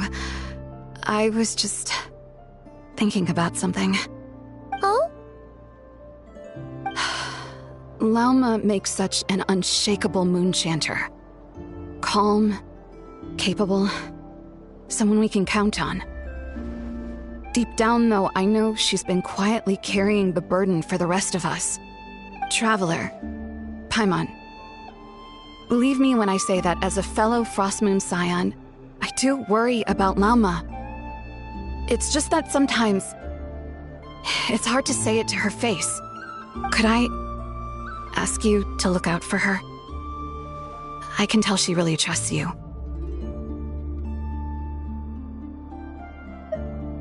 Thank you. It means a lot. Sometimes I really admire her strength. But at the same time, I can't help feeling powerless myself.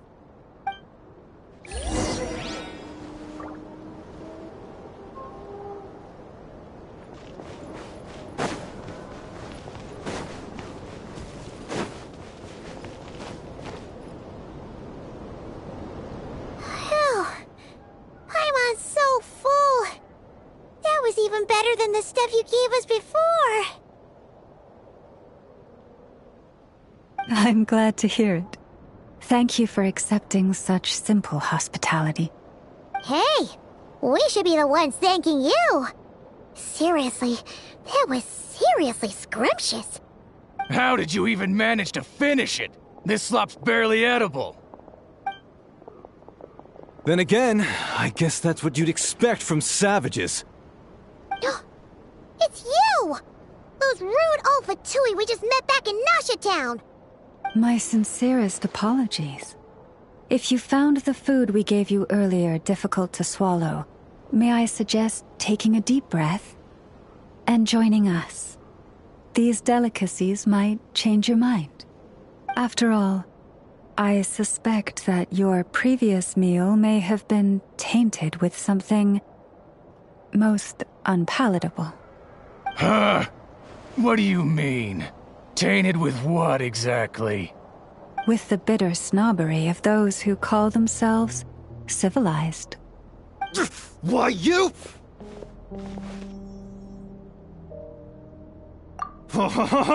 Looking for a fight? Sure, I'd be more than... Hold it! We're not here to brawl. Yet. We're here on official business.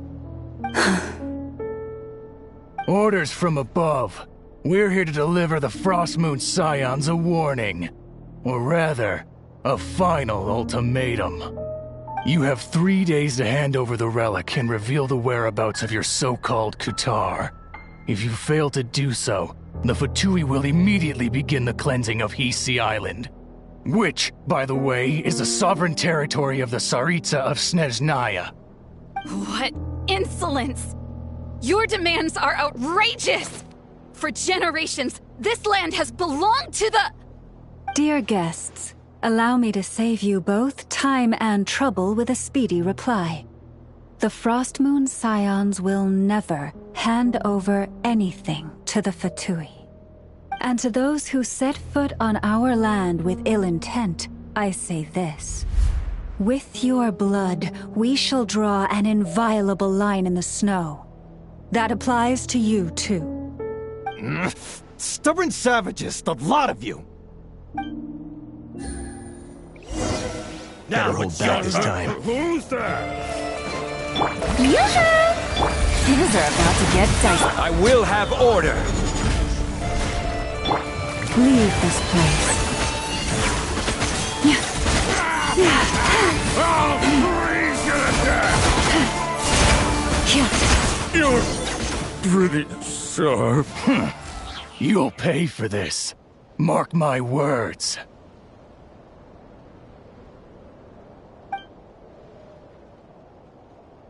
Hey, if you're so tough, get back here and put him up! Huh. Guess all they're good for is running away. I'm so sorry. You've had to put up with far too much unpleasantness today. Come on, it's not your fault. We don't like bullies like them either. But still, they mentioned a relic and Kutar. What exactly could they be after? Oh yeah, so this might not be the best time to bring this up, but we kinda have a favor to ask of you, Lama.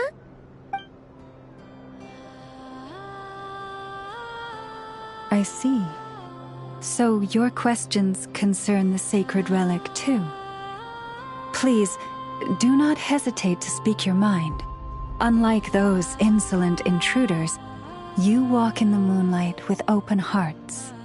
You stood by us when we needed your help, so it's only right that I return the favor. But let us continue this conversation somewhere more fitting. As it happens, there's something I'd like to show you, too.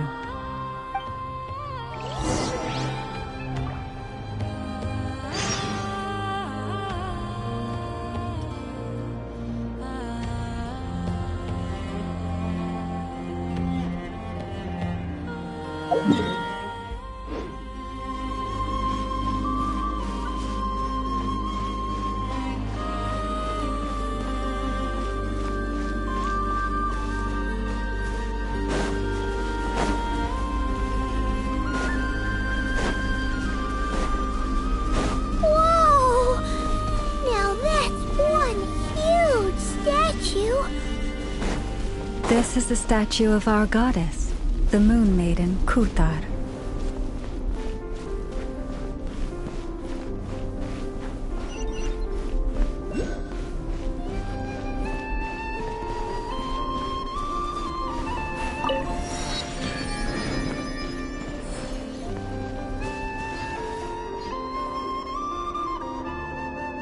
Wow! It's spectacular! Kuthar was born here on Hisi Island around 500 years ago. As it just so happened, a priestess of the Frost Moon Scions witnessed the moment of her birth. Instantly realizing that this was the prophesied rebirth, she quietly recorded the event and carved this statue to honor that miracle. According to legend, Kuthar's birth was accompanied by the sudden appearance of many Kuhenki, who wove the moonlight that bathed her into silken vestments fit for a goddess. Hey! It's like it knows we're talking about it. From that day forth, the Kuhenki have been regarded as Kuthar's familiars.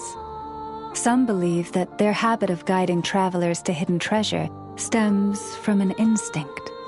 The same one that not only drives them to protect the moon goddess, but also to make her smile.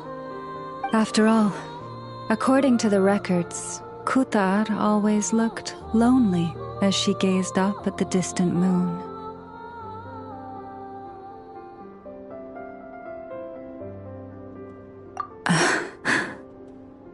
Kuthar left Hisi Island before I was even born.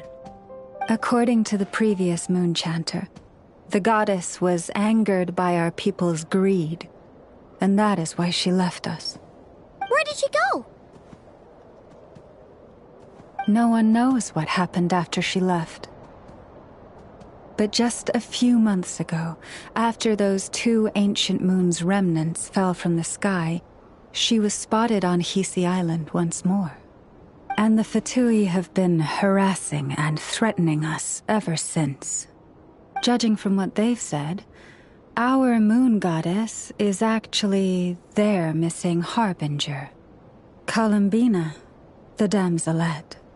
The damselette? But isn't she number 3 amongst the Fatui harbingers? So she's actually the moon goddess. Why would she join the Fatui then? That too is a question I've struggled with. But even at the best of times, understanding other people's choices is difficult, let alone those of a goddess. Plus, forgive me, there I go again, rambling on about our history. But you came here to ask about the sacred relic, didn't you? Honestly, Paimon's not sure which part she's more curious about now. Since ancient times, the Frost Moon Scions have had in our possession a special fragment of the ancient moon's remnants. A peace in which I sense a power unlike any other. Successive generations of moonchanters have all detected a divine presence within it. We call this unique remnant the Moon Marrow. We heard you can use it to see what happened in the past. What is it in particular that you seek from the past? Well, basically, to cut a long story short, the traveler here is actually from outside of Tibet. Oh.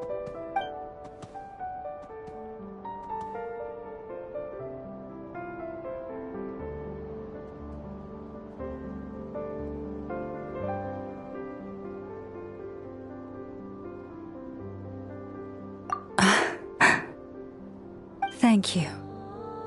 Your honesty is a sign of your trust, both in me and the Frost Moon Scions. Unfortunately, though, I won't be able to use the Moon Marrow to shed light on your past just yet. Our people revere the Moon Marrow as a sacred relic. I'm only permitted to retrieve it from the secret chamber in which it is hidden once a year, on Moon Prayer Night. Oh, really? So, when's the next Moon Prayer Night? Judging from the tides this evening, a little less than 2 months. Huh? Does that mean the date changes every year? The ceremony is held on the night when the moon is closest to Tevat. This is also when Nodkrai's Kuvaki reaches its peak. Only then can the seal on the secret chamber be lifted. Oh, guess we've got no choice but to wait. I am truly sorry that I cannot help you sooner. But, as the Moon Chanter, I swear that I will do everything I can to help you find the answers you seek. Think nothing of it. After all you've done for us, you deserve nothing less. Who'd have thought today was only our first day in Nodkrai? Feels like so much has happened already. If I may be so bold, what does family mean to you?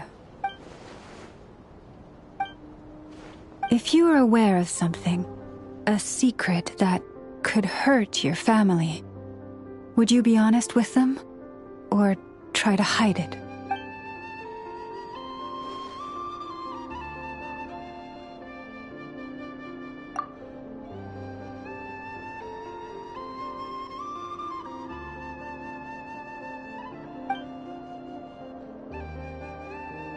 Oh, I'm so sorry. That was a strange question. I didn't mean to put you on the spot. I guess I've just never met anyone with a story quite like yours before. I just suddenly had the urge to ask. It's getting late, and you two must be rather tired too. Would you like to stay the night here on Hisi Island? I can have someone prepare some lodgings. Oh, that's all right. We've already got a room back at the flagship as it happens. Speaking of which, if you ever need us, feel free to come knocking. Do you need me to show you the way back? No worries. It's quite a way, and you should get some rest too, Lauma. We'll make sure to be careful. Understood. Then I won't keep you. May your first night in Nodkrai pass in stillness and peace. So, what you thinking? Sure was an eventful day, huh? The good news is, we're not at a dead end in the search for your spaceship yet. We can always learn more about this place while we wait. The usual drill, huh? Paimon's really getting sleepy now. If she gets too tired to fly back, you carry her, okay?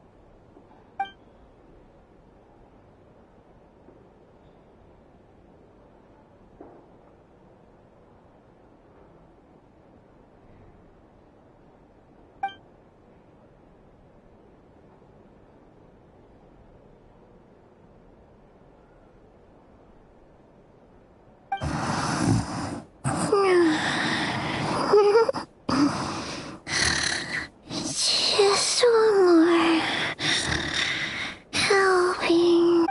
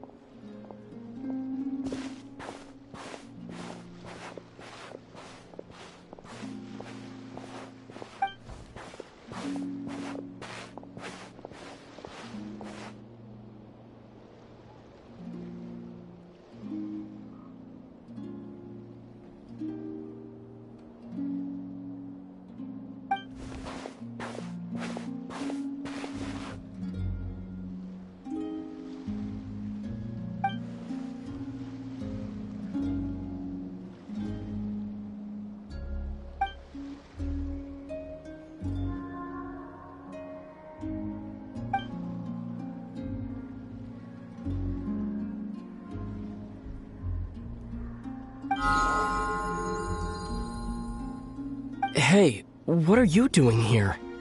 These flowers. I remember. When you first appeared, there were flowers like this all around you.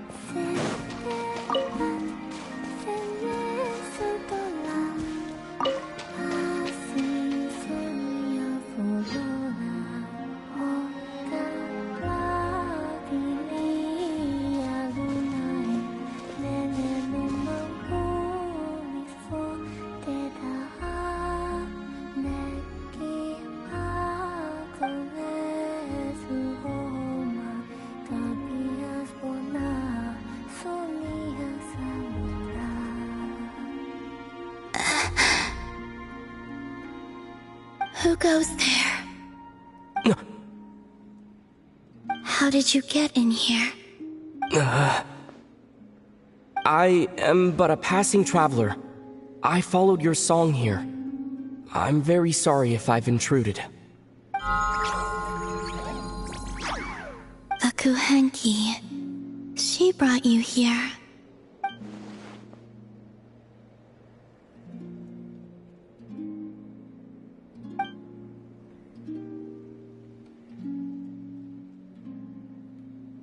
May I ask, are you the one they call Kutar? And the harbinger that the Fatui refer to as the Damselette? The Fatui? Are you here at their behest?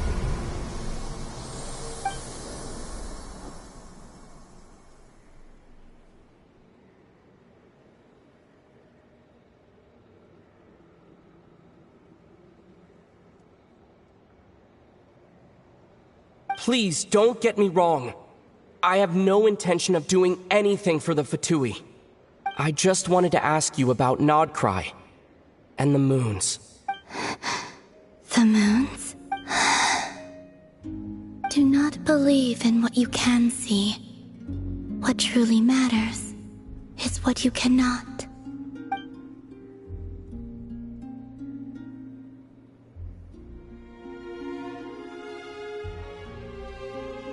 What do you mean?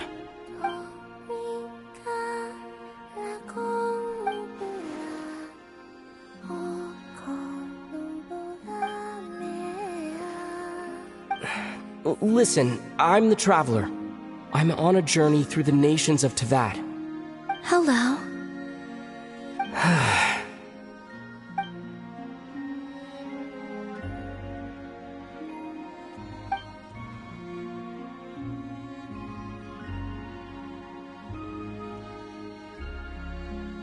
Could you tell me your name? Columbina. Kutar, the Damselette, the Moon Goddess. Pick whichever takes your fancy. I do not know my own name.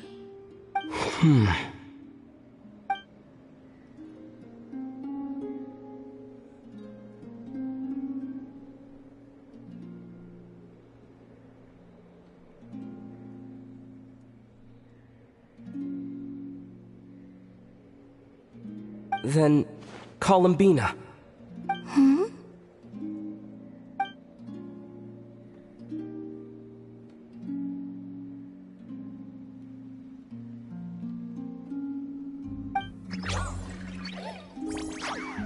This Kuhenki, this Lanatar, did you bring her into being?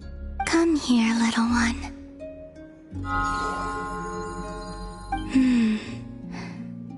the trace of a blessing, but not one of mine.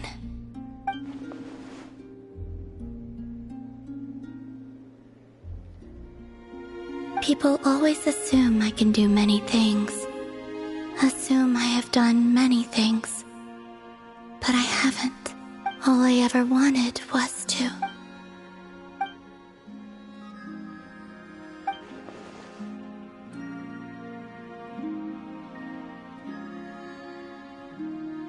It's about time I got going. I'm very sorry for disturbing you today.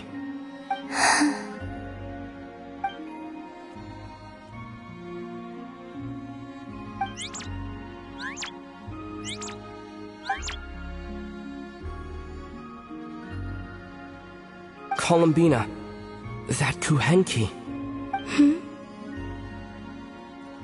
Oh, you're leaving?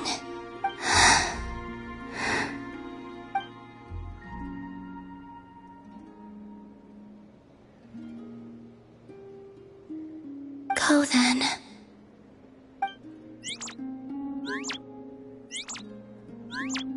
Goodbye. Take care. The moon can be treacherous.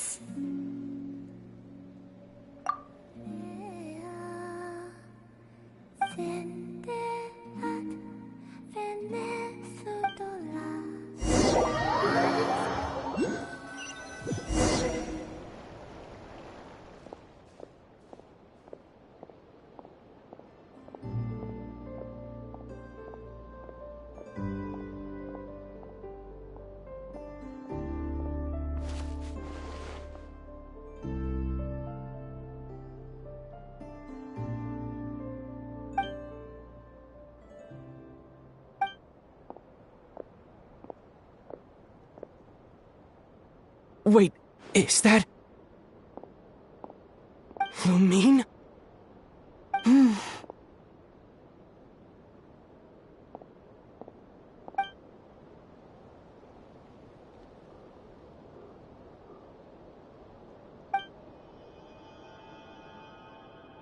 Lumine!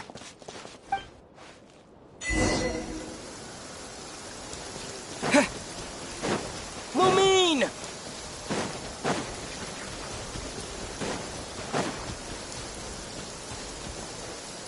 Lumine! Ether, it's you.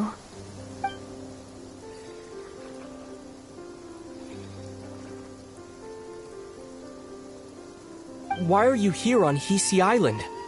If I told you I was here in search of the Frost Moon Scion's sacred relic, what would you think? Huh?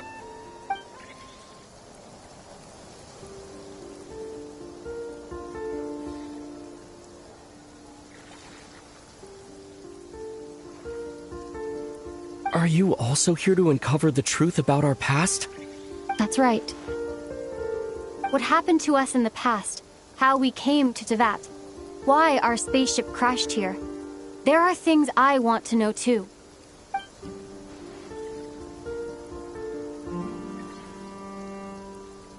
But I'm not about to sit around waiting for another 2 months to find out. Wait! Wait? But I still have unfinished business.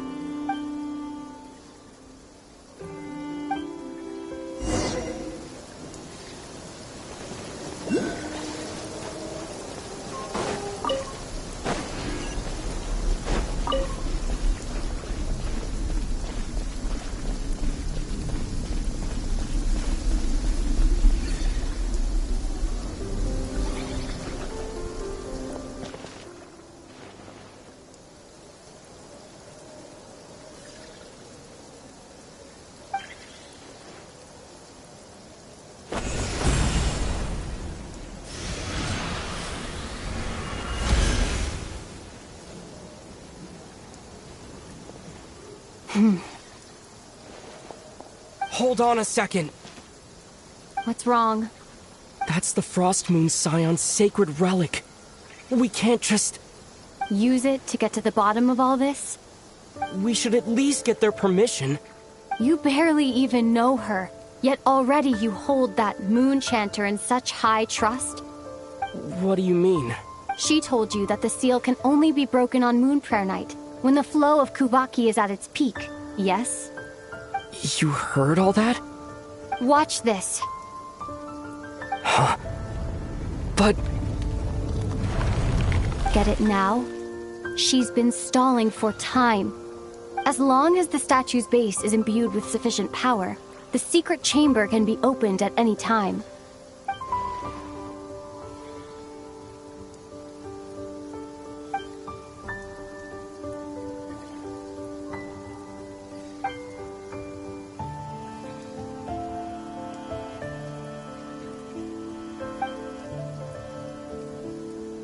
Is it such a sin when I don't put all my cards on the table for you, but not when someone else is doing it? It's not like that.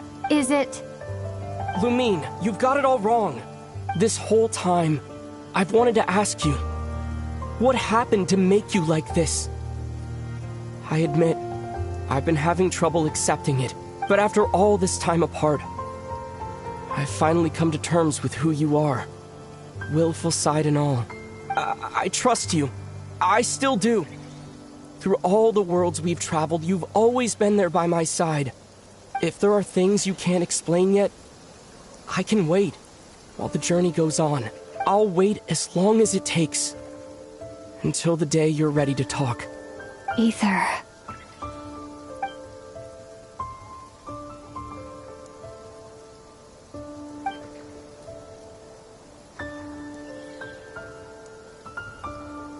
I'm not looking to borrow the Moon Marrow simply because of our past. It holds answers about the very origins of Tevat. I've always believed that if you want the truth, you have to see the whole story for yourself. I'm not asking you to trust me, Ether. Just don't try and stop me. If this choice weighs on your heart, then let me go in alone. Forget this meeting ever took place. Bit late for that now. But maybe this is the chance I've been waiting for all along, even if it fades with the morning light. I want to go with you. You sure? Yeah. Then let's go. Lumine. It's been ages since we went on an adventure together. I can't wait. Really? You think I'd lie to my big bro?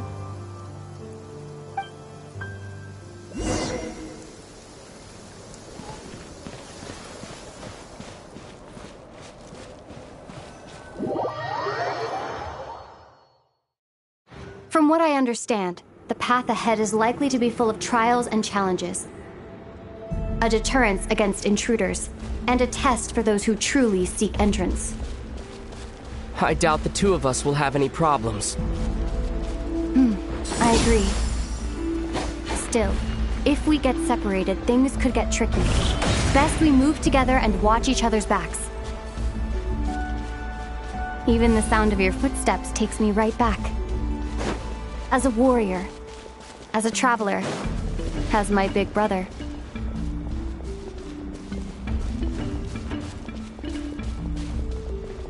Looks like this is the first trial.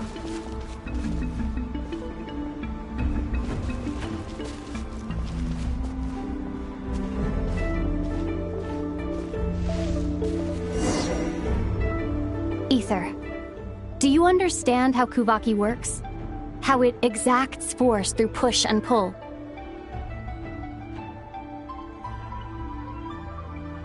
Let's see. How about this? I'll temporarily neutralize the Kuvaki on the cliff face and move the platform into the center. Once it's in place, you'll need to utilize the repelling force of Kuvaki to reach the other side. Okay, I'll leave it to you then.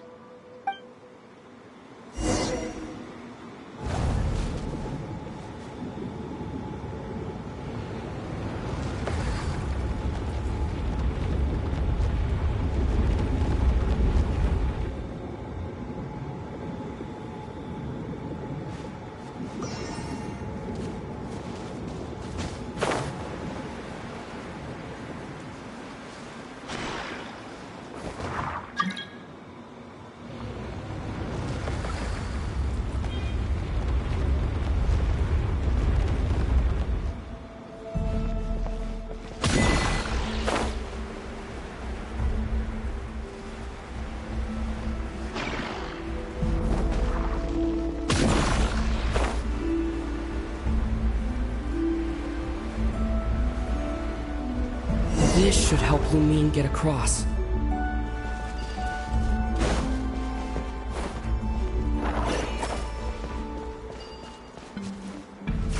Lumine!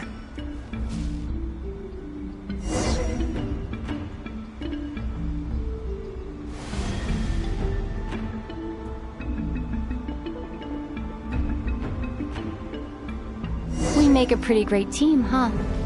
Just like the old days.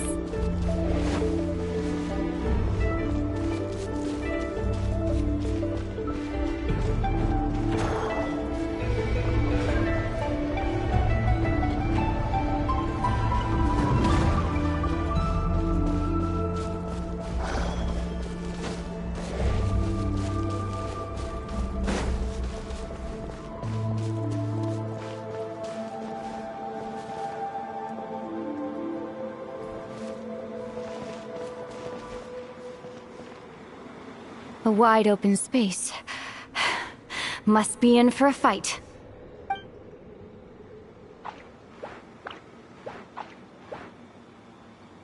Was that it? What a letdown.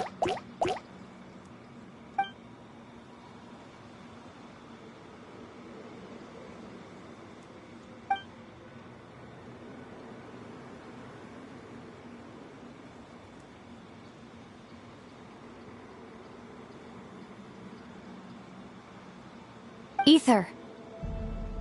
What is it? Why are you looking at me like that? Those enemies were weak, were they not? Maybe it's because the trial's only just begun. Actually, I've got an idea. Why don't we have ourselves a little friendly competition? Let's see if your journey has made you rusty. You're on.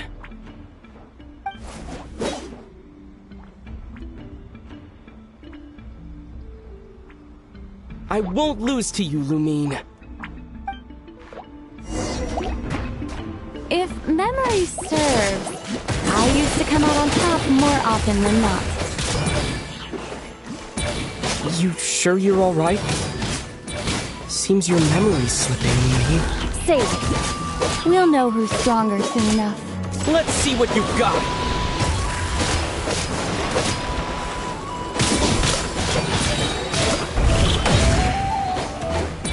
Here, I'll let you take this one.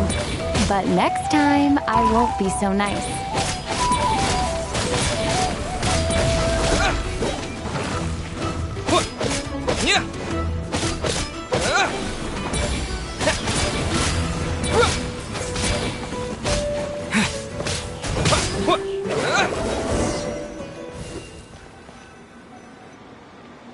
Been slacking off on your combat training? Or has no one been around to keep you in shape? No, I just wanted to let you win. Been too busy practicing your excuses instead, huh?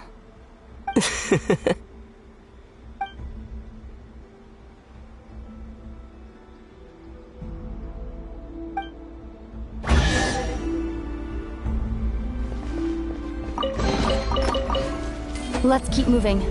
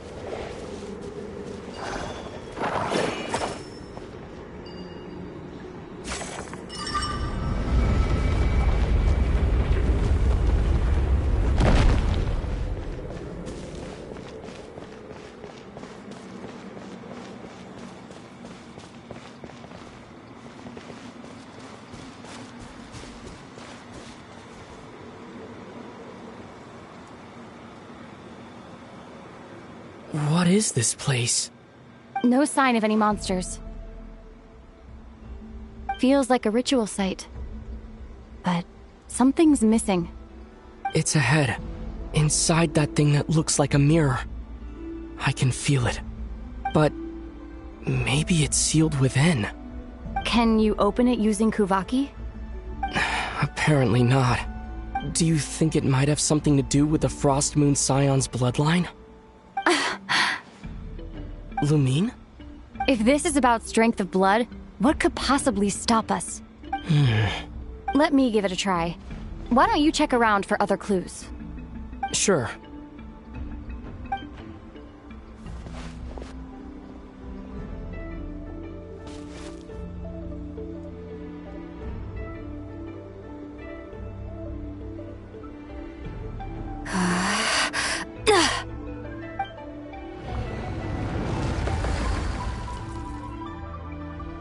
Found it.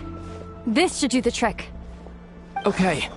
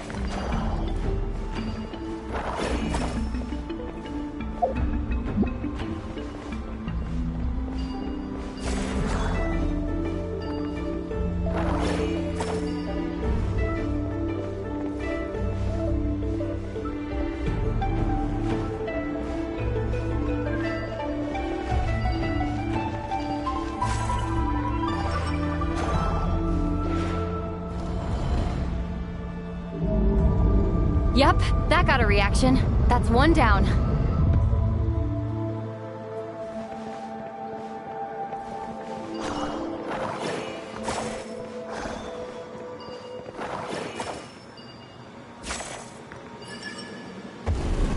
Nicely done.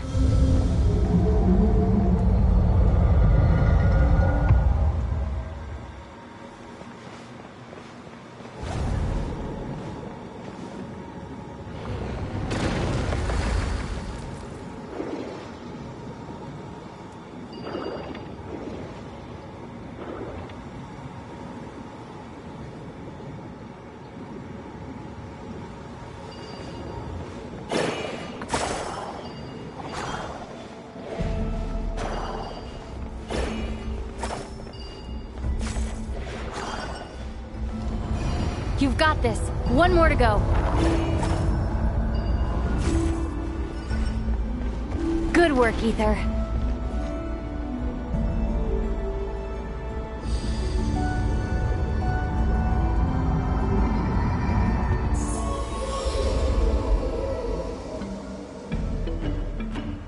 The door's open. Come. We must be close.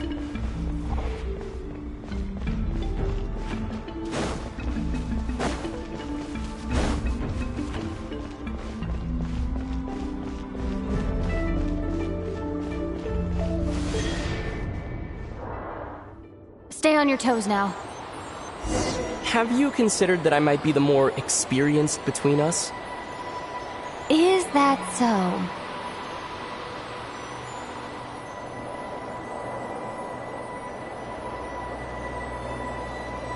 So, will you be heading off again after we're done here? Maybe, maybe not.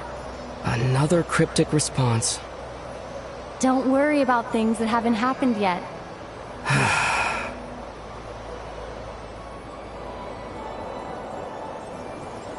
At the end of all this, what do you think we'll find? Whatever it is, we can handle it. What about the end of our journey?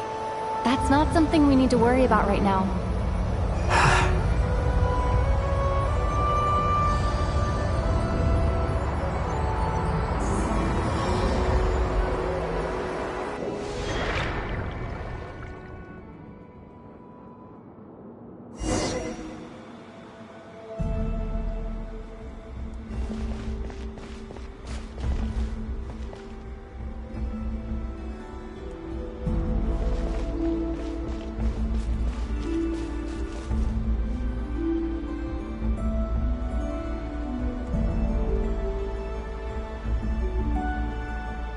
Looks like the final trial is just up ahead. Ready for battle? When have I ever not been? What's wrong? Going on an adventure with you, side by side, it's been so exciting. But at the same time, it just feels surreal, I guess. Maybe because it's been so long. You know, this is only the second time we fought together since the day we both woke up in Teyvat. Maybe that's it. Ether, let the light of our blades come together once more, just like they did in the past. Lumine. This is a night of miracles, an adventure that belongs to us. Let's not weigh it down with worries and regrets. This is our adventure.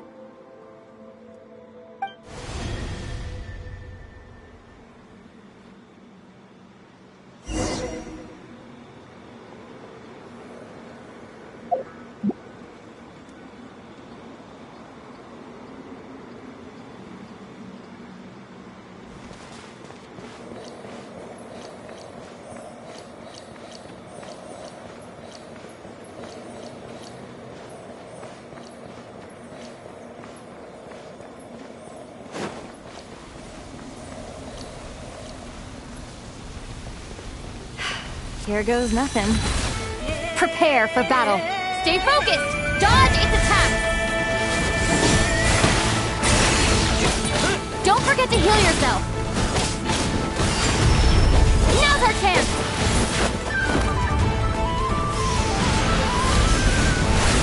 Watch out!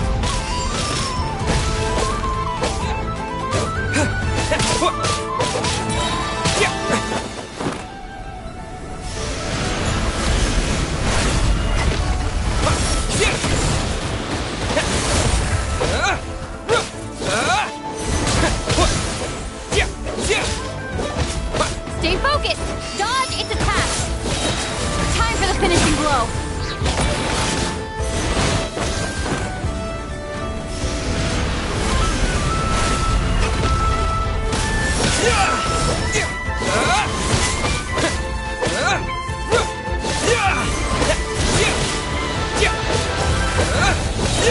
Watch out!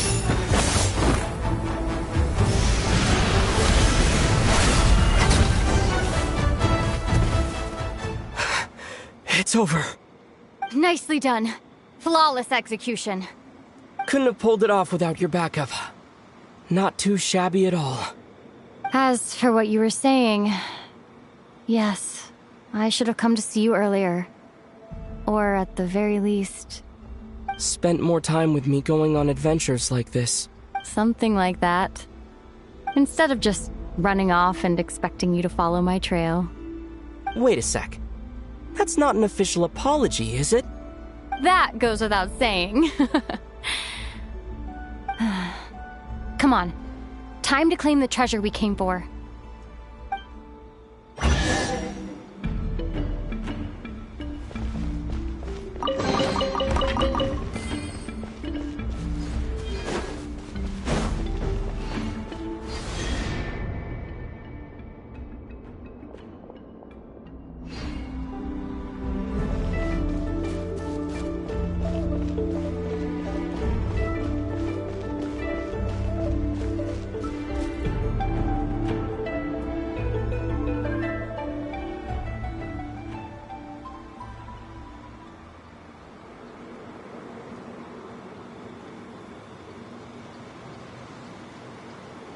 So this is the moon marrow.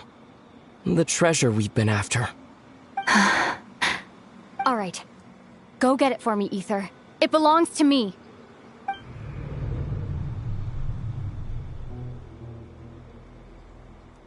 What's wrong, Ether? After everything we've just been through, you still don't trust me? Don't you want to know the truth too, just like I do? Rest assured, I'll share the truth with you afterwards. Now, go bring it to me.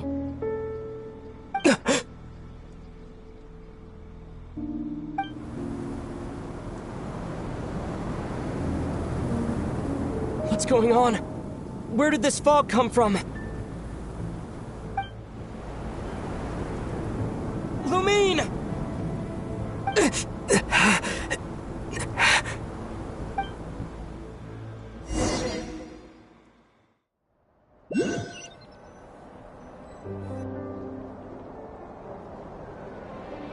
Lumine!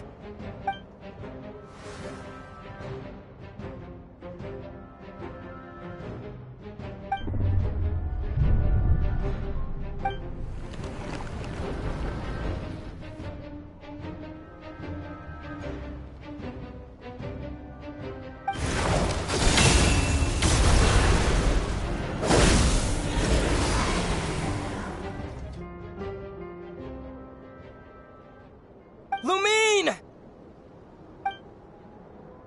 Huh? What are you doing here?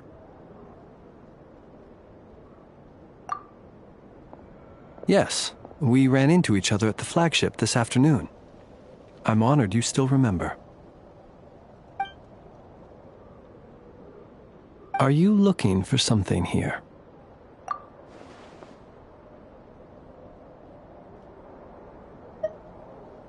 And you just happened to end up surrounded by the Wild Hunt. Sorry, I did not intend to come off as pointing fingers. Indeed, perhaps our courses of action do not differ so greatly. Not exactly. We Lightkeepers are accustomed to patrolling at night. A long-held tradition, you understand. I was just passing by when I noticed that the Wild Hunt had struck. So I simply did what I am duty-bound to do. As a matter of fact, I just saw someone leaving in quite the hurry. Was that your companion?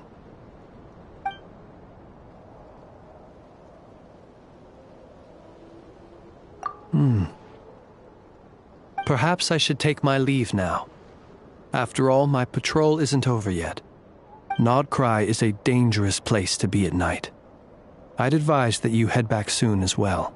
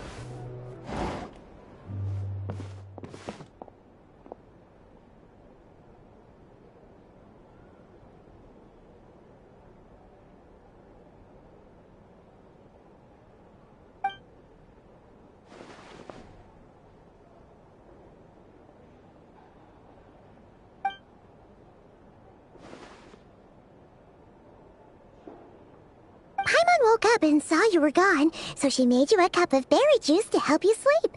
Her own secret recipe. When you get back, drink it up and go get yourself some rest.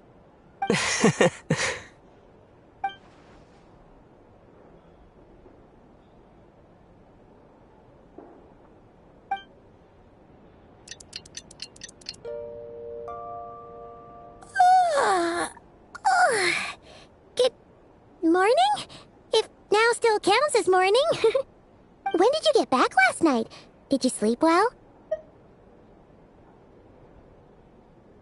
Good to hear. So, where'd you wander off to on your midnight stroll? Anything interesting to see in Krai at night? Oh, really? Come on, don't leave Paimon hanging. All right. Guess we'll have to feed your stomach before we feed Paimon's curiosity. Let's go grab something to eat while we talk.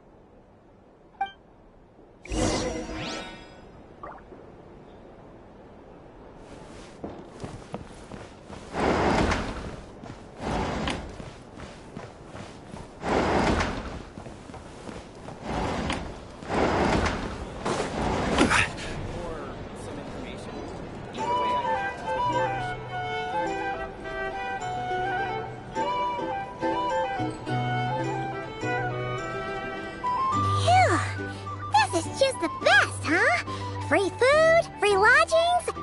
This park is bred for life material, that's for sure. Hey, did you hear what happened? Hear about what? You know, all that commotion over at the Frost Moon Scions. Crazy, huh? Huh? What happened? See what I mean? Completely oblivious to what's going on around you. The sacred relic of theirs. It's been stolen. Hey, slow down.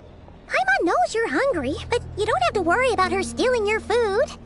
At least, not today. What? Was it those Fatui? No idea, but the news has already spread right through Nasha Town.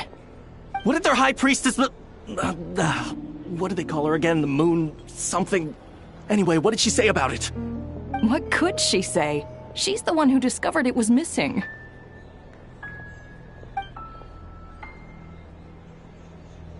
She was in Nasha Town first thing this morning, hoping to launch a joint investigation with the Voynich Guild.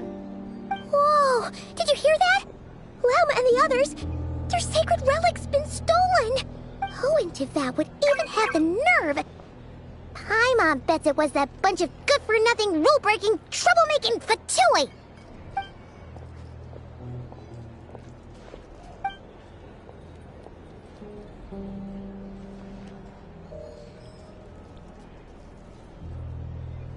Huh? What's wrong? You feeling okay?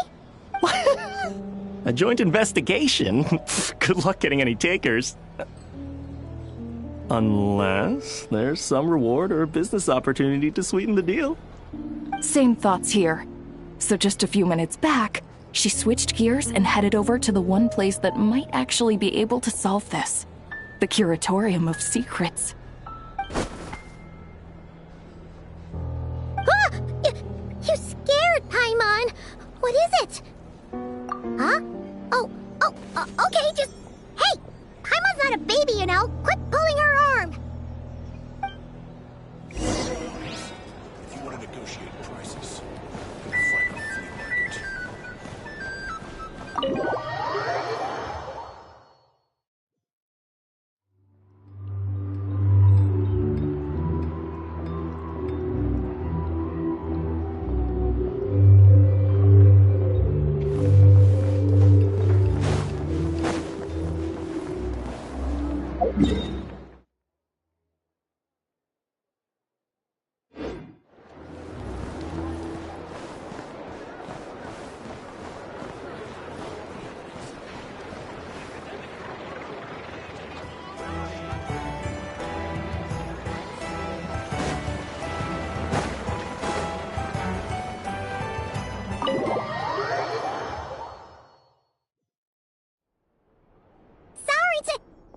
Huh?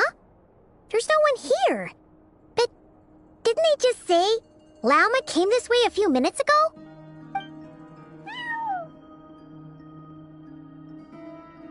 No one except for a cat watching over the front desk. Excuse... meow? Are we supposed to check in here?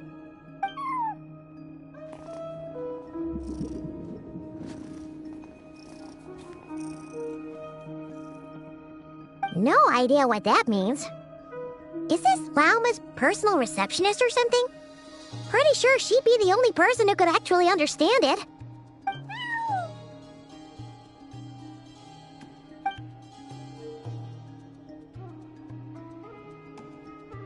Huh? It's heading into that room! But why not?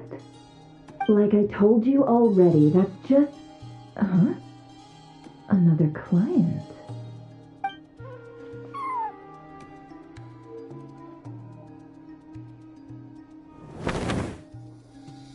Ah! So, you were in this room the whole time?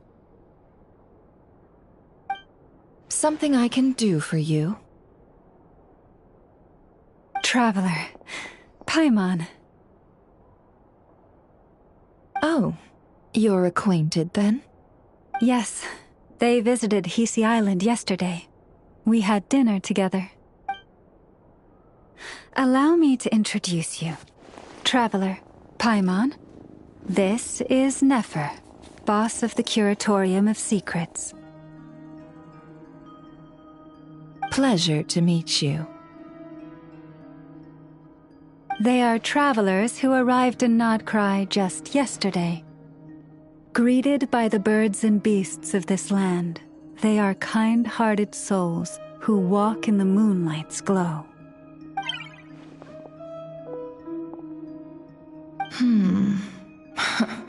Interesting.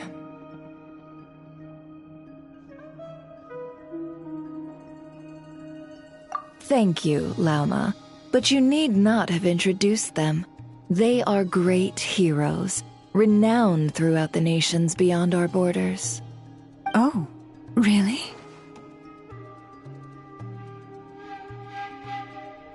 Do not forget, I deal in information.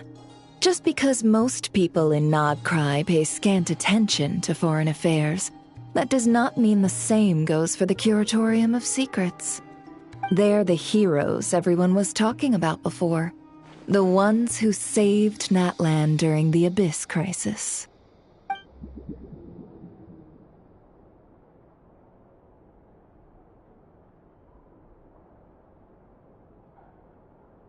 I see.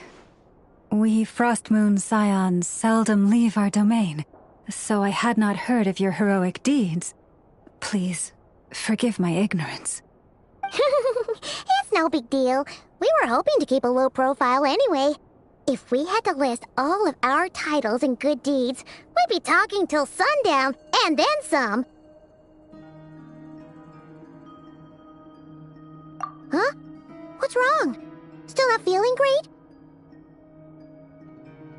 So, what brings you both to the Curatorium today? Oh, so basically, we were just eating when we overheard people talking about how the Frostmoon Scion's relic had been stolen, and then he dragged Paimon over here. I see. Ah, I see. So you came over here because you were worried about Lauma. A combination truly befitting of great heroes. Strong at arms and pure of heart. In that case, Lauma, I've got a suggestion. Why not ask these battle-hardened heroes to take the commission for you? Honestly, it's a little beyond the means of such a modest establishment as ours. Your modest establishment? Unable to handle a commission? You just don't want to take it, do you? You're right. I do not. What kind of commission is this? Surely it's not to recover your stolen relic? Yes, that is it. Recovering the relic is both my duty as a moon chanter and a step toward fulfilling the promise I made the traveler, to help uncover the truth of the past. But Nefer has already declined our commission multiple times. And yet, just as it always has, the moon will continue to illuminate the sky above the Curatorium. Come night or day, may the moon goddess keep you. Enough of that.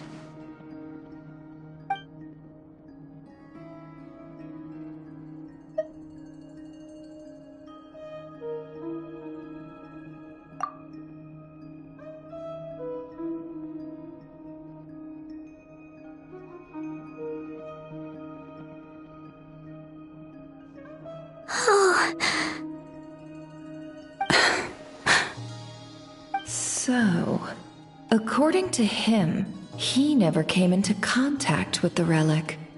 So he suspects his sister may have taken it. I understand. The Frostmoon Scion's secret chamber has remained hidden from the world for generations. But the reason outsiders are forbidden entry is not only to prevent theft. Within the chamber lie ancient trials, challenges designed to test the worthiness of those who enter. To intrude without rightful cause is a most perilous act indeed. So please, don't be too hard on yourself. The fact that you made it through those trials proves your right to stand before the relic. To put it simply, the Moon Marrow itself has deemed you worthy. No. Your honesty tells me everything. You never sought to take the Moon Marrow for yourself. As for what happened at the end, I suspect the chamber's protection mechanism may have been activated. Among those who entered the final chamber, there was either someone with impure intent, or else an abyssal presence. The Abyss? Perhaps that's why, then. Either way, the Moon Marrow was taken. And I believe you. So the problem remains the same. I need to recover our relic.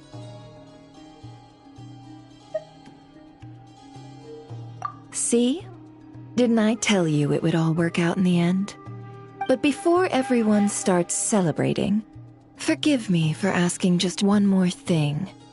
Are you absolutely sure your sister took the relic? What do you mean? Weren't they the only ones inside at the time? Who knows? Think about it. After your sister broke the seal with abyssal power, what was to stop someone else from following you in there? In theory, nothing. And as it just so happens, I received a tip-off from one of my sources earlier this morning. Word is, today of all days, the Fatui suddenly called off their search for the relic. What? Huh?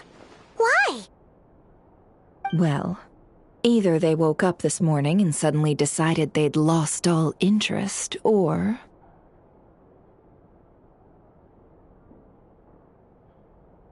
Exactly.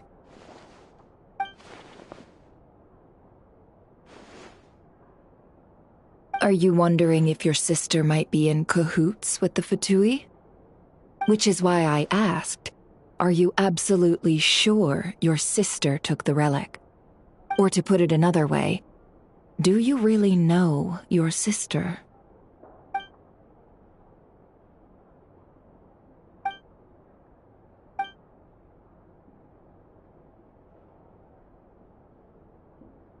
In other words, it's highly likely that the Fatui already have the Moon Marrow. So, basically, all we need to do is find our way into that Fatui research facility, and we should be able to get to the bottom of this, right? Congratulations, you've found your answer. Looks like the Curatorium won't need to lift a finger this time. Well, Lauma, there we are. On behalf of our long-standing cooperation and the great hero by your side, I'll waive your consultation fee. But just this once. You're really not planning on helping us? I think I've helped more than enough already. If we're to stand any chance of infiltrating that facility, we'll need the help of a specialist. Just so you don't get the wrong idea, let me make myself crystal clear. The Curatorium of Secrets has always striven to abide by a policy of strict neutrality. We do not take sides with any faction in Krai. I cannot help the leader of the Frostmoon Scion sneak into a Fatui facility. That would make me their enemy. When one of their harbingers asked me to help them infiltrate your territory, I gave them the same answer. All right. I understand. But I do have one final request. I promise it's my last. It had better be. No matter who it is, I want you to help us persuade the next person who walks through that door to join us. What is she up to? You're that desperate for help? What if it's a member of the Fatui? It doesn't matter. You're welcome to tell them everything, even about our plans to infiltrate the Experimental Design Bureau. All I'm asking is for you to say one thing, just one thing to help persuade them. If you do that, I promise I won't ask you for anything else. Made up your mind? Fine. Fine, I'll play along with your little game. Besides, as long as I'm not personally involved, no one can accuse us of taking sides. Boss, I'm back!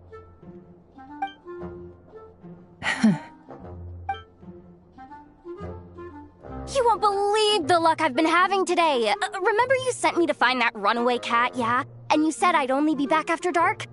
Well, guess what? Right after I left the house, this big ibis flew over and the missing cat was right in its claws. And once it got close, it loosened its grip and... Boss, you're meeting clients. I'm so sorry. I'll get out of your way.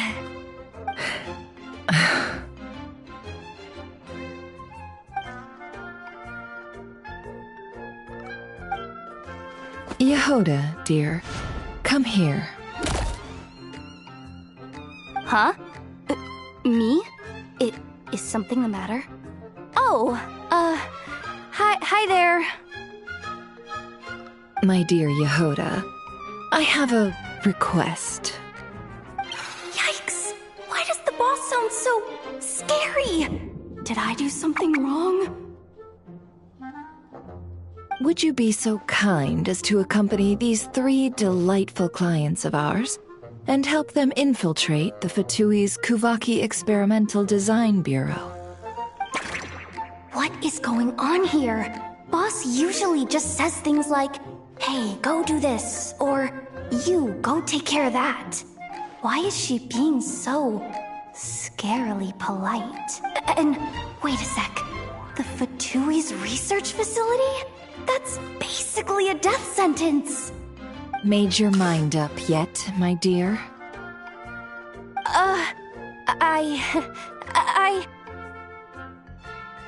What is up with Boss today? Am I supposed to say yes to this? Or maybe it's because the mission's too risky, so she's actually looking out for me? Why is everyone looking at me like that? Is this some kind of test? I can't let the boss down. Can I? Have you made up your mind?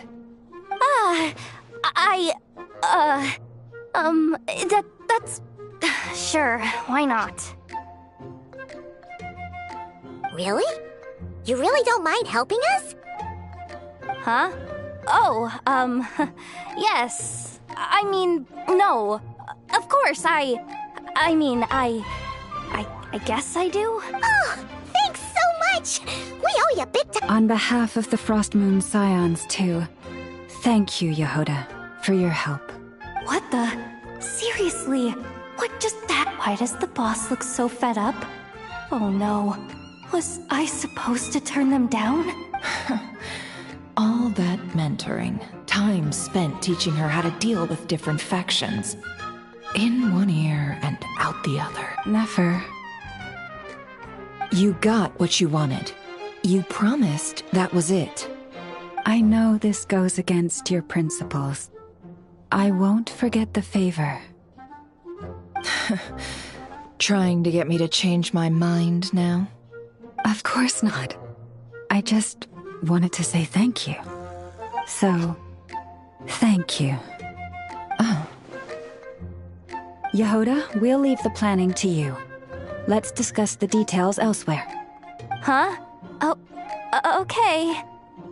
Oh, what have I gotten myself into? Oh, By the way, Yehoda, before you go... What is it, boss? You're fired. Huh? Effective immediately. As in, this exact moment. The curatorium will take you back, of course, but only once you've completed this commission for our 3 clients. What? Is there some issue? Well, here's the upside. Without me taking a cut from your commission, you'll earn more. Seriously? Can someone explain what's going on here?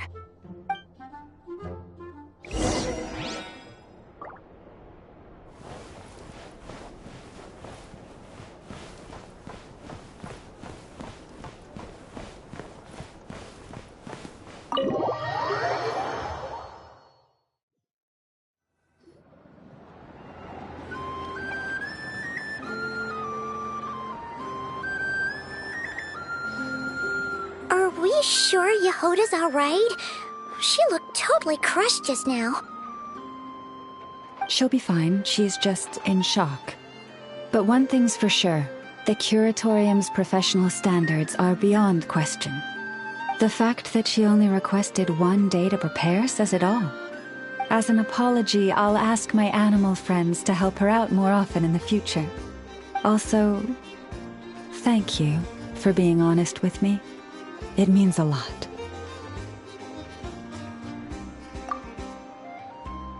Was it really, though? As far as I see it, trusting your family is never wrong. In this case, let's call it a misjudgment. But the truth is, we all make mistakes every now and then. What matters is how we deal with the consequences. So, in return for your sincerity, there's something I'd like to share with the 2 of you as well. Oh? What is it? Perhaps it is something best said under the moon's gentle light. Would the 2 of you meet me on Hisi Island tonight? Oh, it does sound important. You're right, there's too many people here. Somewhere quieter makes a lot more sense. Thank you both for understanding. Then let us meet beneath the moonlight.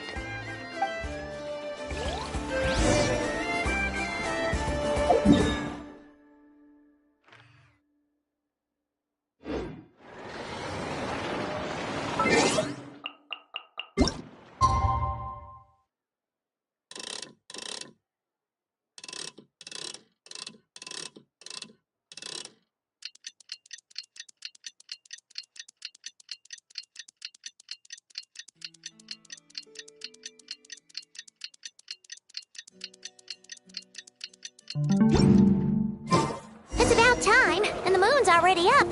Let's head over to the place we agreed to meet Lauma.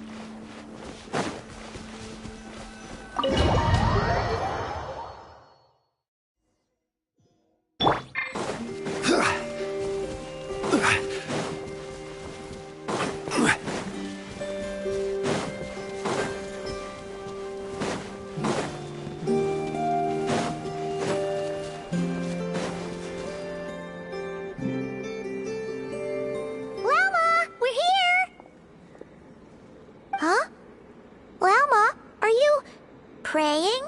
I am indeed.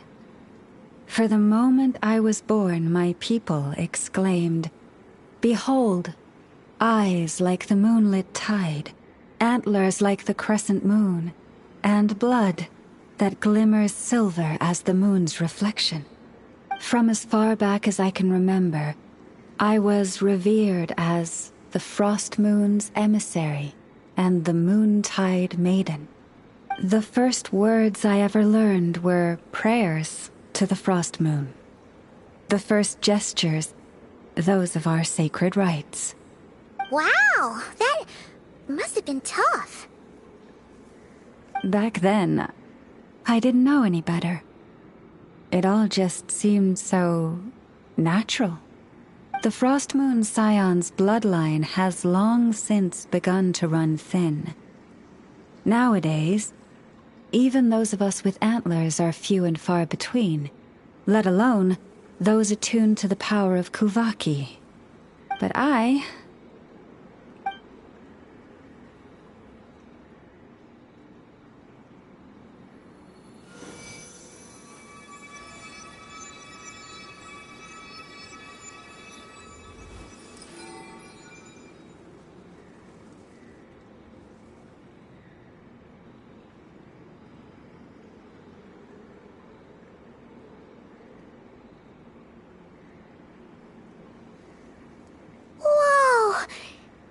Antlers are so pretty. They say it's an extraordinarily rare condition. Once in a century, if that. I am unusually sensitive to the moonlight, as well as to the Kuvaki's ebb and flow. Oh no! It was that serious? To others, fluctuations in Kuvaki are something you easily get used to, like a gentle tide lapping away at the shore. But to me, that same tide is a towering tsunami, a surging swell crashing against me. Of course, as the years went by, I learned how to suppress my senses and my power, enough to keep it all from overwhelming me. But because of that, I also had to walk the path of concealment. Concealment? From the moment I was first taught to pray, my kin would point up to the night sky telling me, "That, Lauma, is the Frost Moon, the last of the moons, the sole surviving truth." But I would ask them in response, why?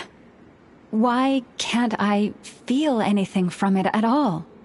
Later, I came to understand that they simply could not tell where the real tide was coming from.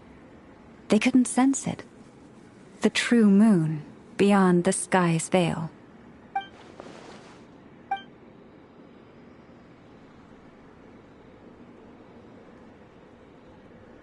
The moon is false. I reached that conclusion long ago. But there was no one I could tell. Not a single soul. At least, not until now. Am I the one who's wrong? Is it the moon that is false, or my own senses? I asked myself such questions time and time again.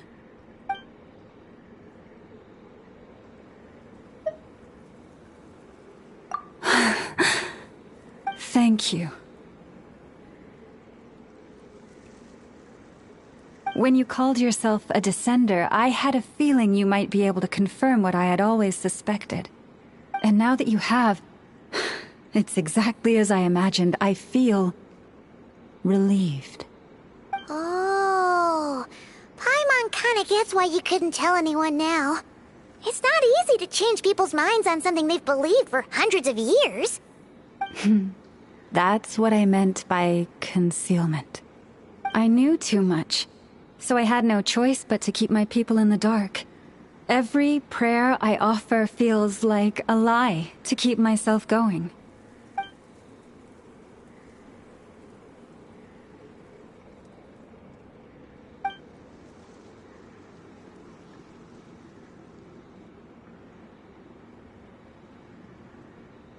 You've already met our Kutar, haven't you?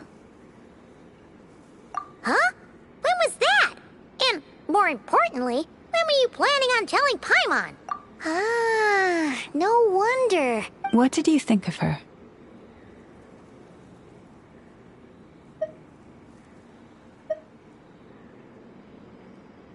What exactly do you mean by up in the cloud? I understand what you mean. She is quite indifferent to the world outside herself. But I find it hard to hold that against her. Yes. It was shortly after the fall of the ancient moon's remnants. I asked her what the Frost Moon Scions meant to her, and why she left in the first place. Yeah? So, why did she? Perhaps it's better if you ask her yourselves. Things tend to get lost in translation when you speak on someone's behalf. What I can say for certain is this. Even when I had no one to confide in, I still had a family. I still had the Frost Moon Scion. But that girl, born beneath the moonlight, perhaps she's never felt she had either. The truth is, though, she might have had it all. If only the Frost Moon Scions hadn't let her down.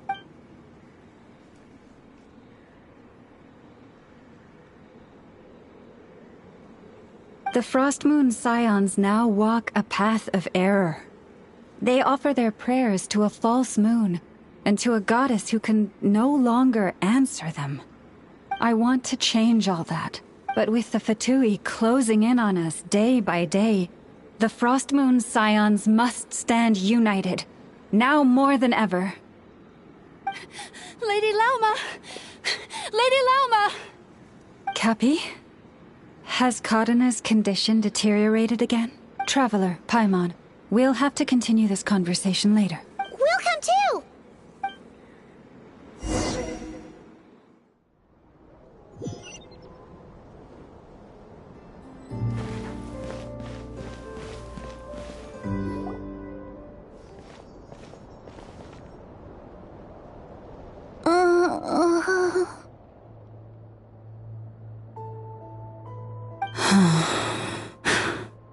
Why? Did I do something wrong? I've been praying to the moon goddess every day. Why isn't she getting any better?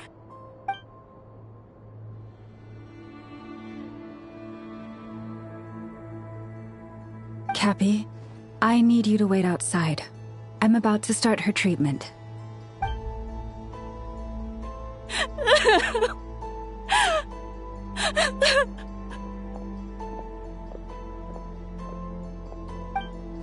Is there anything we can do to help?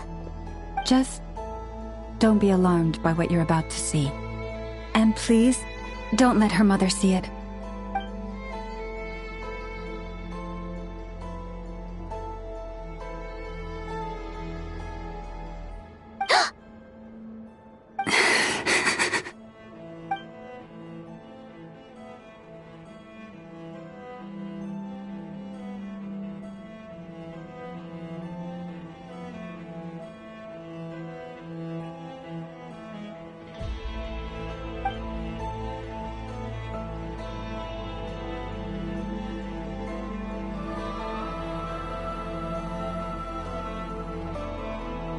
Shh.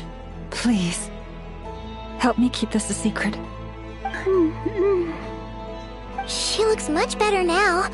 But, Lauma, was that... A medicine prescribed by a local doctor. For ordinary people, my blood has the power to counteract any adverse reactions to Kuvaki.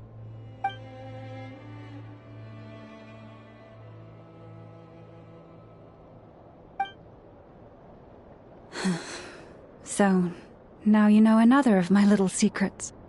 I had hoped to guide the Scions out of error before Kadena's illness reached this stage, but clearly, I was too late.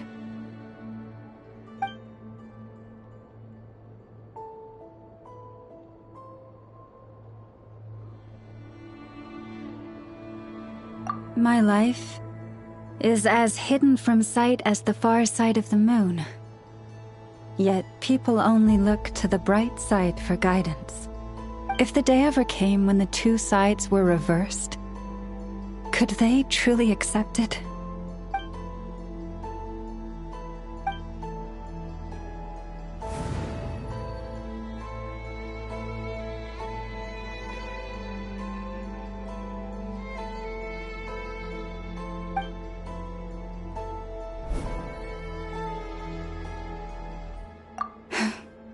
Hearing you say that puts my heart at ease.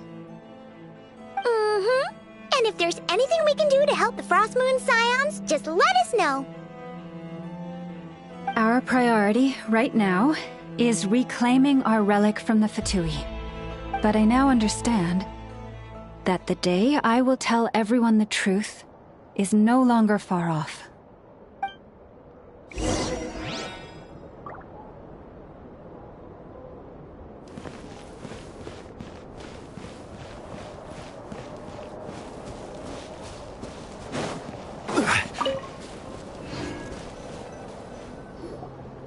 Wow! Paimon would never have guessed Lauma had all that bottled up inside. Hey! Watch your step! Ah! What's wrong? Oh, you scared Paimon. You scared me there too. Almost stepped right into one of my traps. A trap? Why would you leave a trap somewhere like this? Well, it's not like this is a main path. And besides, we Frost Moon Scions would recognize it instantly.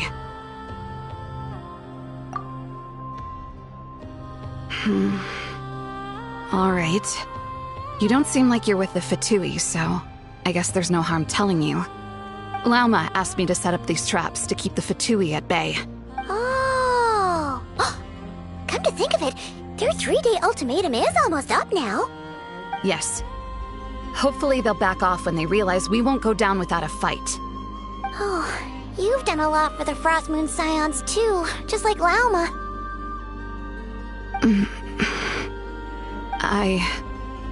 Philomena? It's nothing. I was just wondering if any of this is really worth it. What do you mean? Our people. So many are stubborn, stuck in their ways, clinging to a truth they refuse to even question. Do they really deserve everything Lama's doing for them? Well, yes, but even so, no. I shouldn't be saying this. Just forget it, okay? Bye. Huh?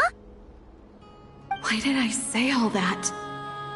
Or really, why am I still doing any of this? Either way, this will be my final night with the Frost Moon Scions. Wow, she sure took off fast. So, are we heading back to the flagship for a break, or what? Wait, you're not thinking of visiting that damselette up in Cloud Cuckoo Land, are you? Huh. Given who she is, pushing her won't get us anywhere.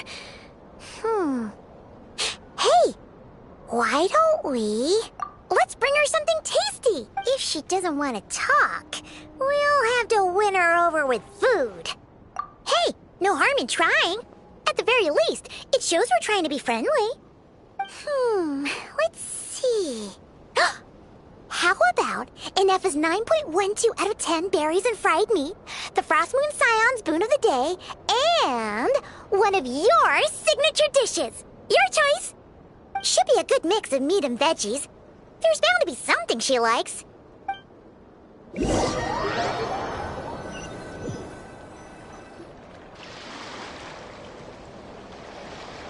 Alright, food's packed and ready. This is the place, right? Why does it feel like we're going to visit a patient? Oh, no. Take this seriously, Paimon.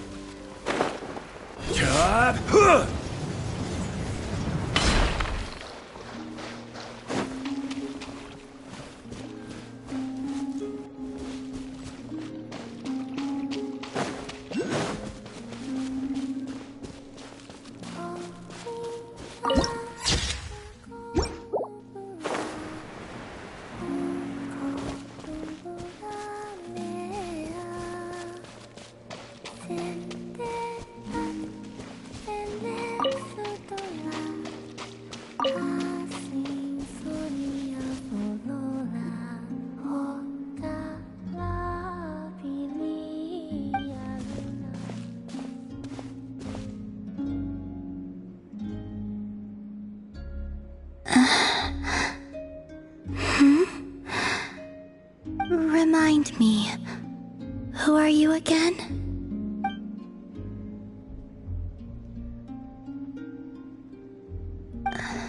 A different one floats by your side today.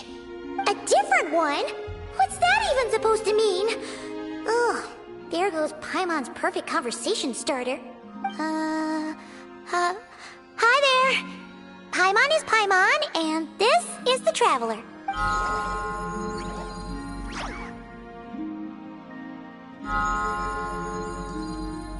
Oh, there you are. Between the two, I suppose you're cuter. Wait, what do you mean Paimon's less cute than that floaty thing? Columbina. What is it? What's your favorite kind of food?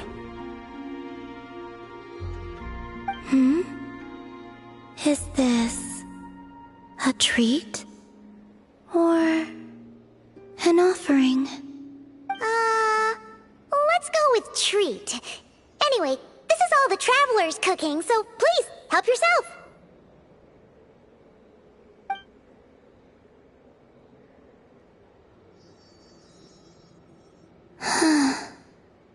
Oh, that wasn't exactly a yes, but she didn't turn it down either. What could she be thinking?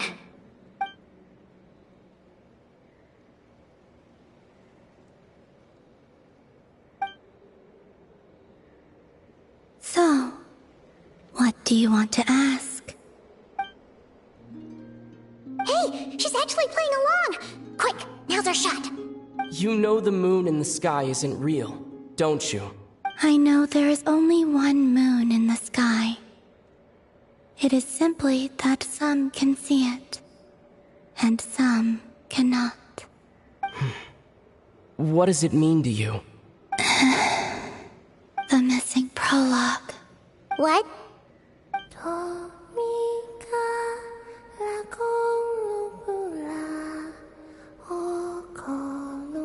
Huh? What does that mean? Isn't she going to explain herself? Can you tell me more about that melody? You were humming it last time, too. It must be important to you.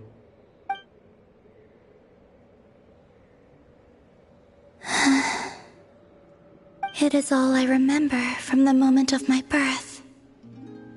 A melody. A few lines of lyrics. Like a lullaby from a foggy dream. Oh, so who was singing it? I do not know. I have nothing else. Just that song. Huh? And the Frost Moon Scions who found me. They had nothing either but hope. Before I even knew what was happening, they were already calling me their goddess. And I had no reason to decline. Like two lost infants unknowingly exchanged, I adopted their faith. And in return, they adopted me. But my adoption drops you into the story halfway through. What came before was scribbled onto the wrong pages, never even bound into the book. That sense of something missing only served to nurture their greed and doubt. And thus, I came to realize that this place was never truly my home. Greed and doubt? O Moon Goddess, forge weapons for us, drive out our enemies, and expand our lands.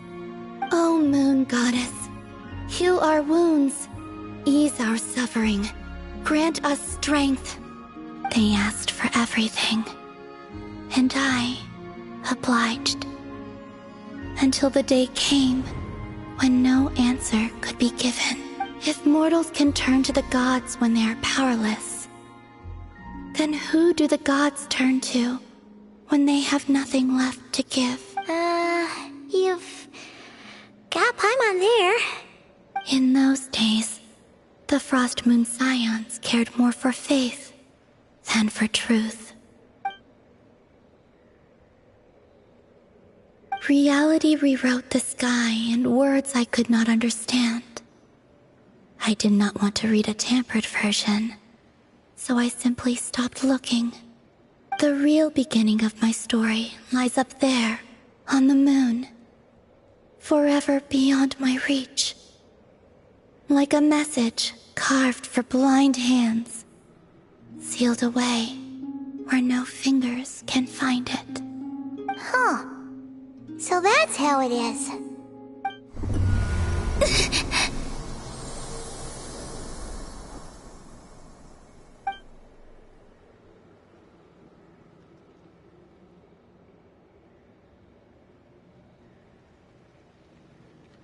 What's wrong?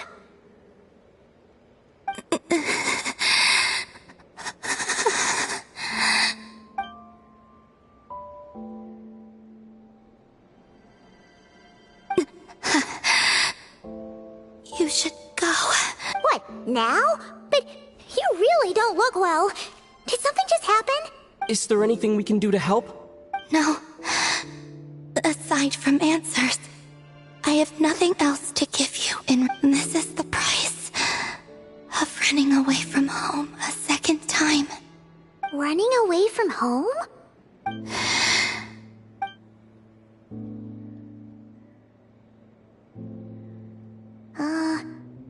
Is she heading towards the food? Did all of Paimon's questions make her hungry? Do you still have many questions? I know I should offer more in return for your kindness, but I'm feeling a little worn out. Oh, we're so sorry about that. But Tsaritsa was right. Freedom always comes with a price. She said I could treat the Fatui as a second family, a second home. But in the end, they were no different. All they wanted in truth was my power as the moon goddess. I'd rather not dwell on such unhappy memories.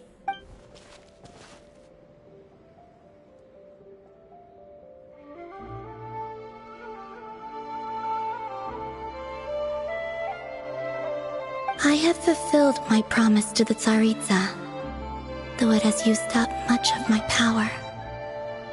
So you see, this has nothing to do with betrayal. So, you're just staying here for now, resting and recovering your strength? Yes. What about these flowers? They have grown in Krai for many generations. They're highly sensitive to the ebb and flow of Kuvaki.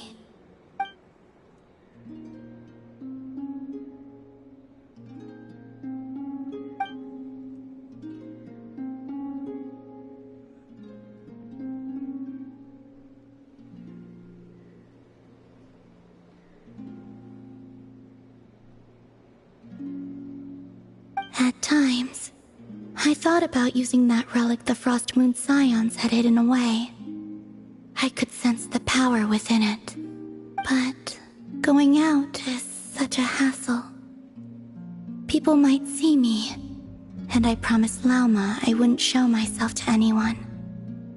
Besides, I know it's gone now anyway. Really? Lauma asked you to stay in hiding? Uh-oh, she's looking back at the food again. But Paimon's still got some little crumb cookies here. You could have these for dessert if you wanted.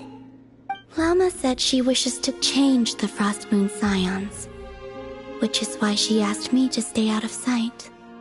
I don't really understand what she meant, and to be honest, it's not something that concerns me.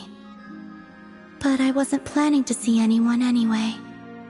If they found their way here themselves, that's hardly my fault.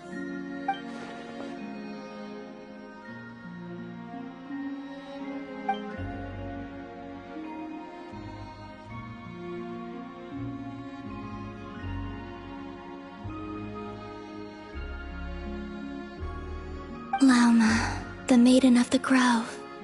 She is quite unlike any Frost Moon Scion I have ever met before. After hearing my story, she actually apologized for how the Frost Moon Scions treated me back then. She told us she feels like she's been living on the far side of the moon. Is that so?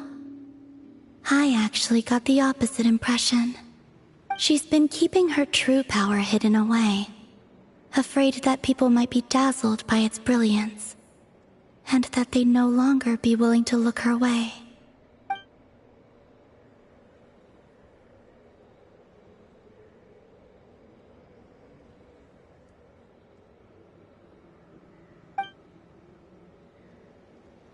So what do you wish for now?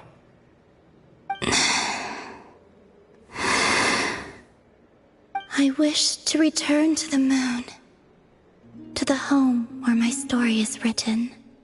Right now, that is all I wish for.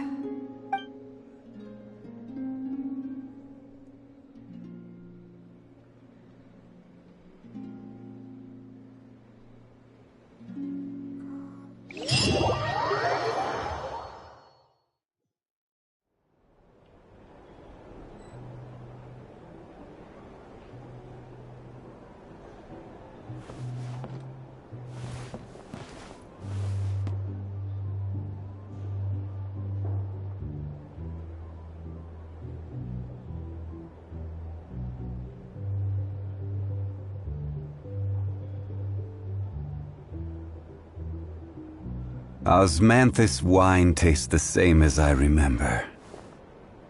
But where are those who share the memory?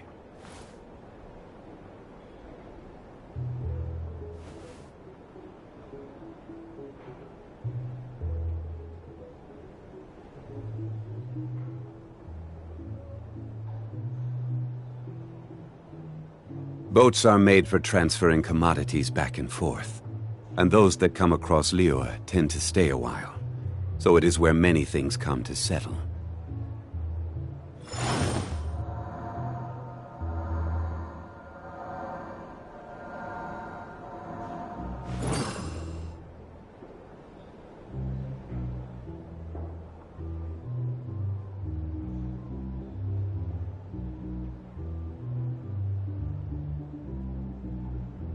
Every journey has its final day. Don't rush.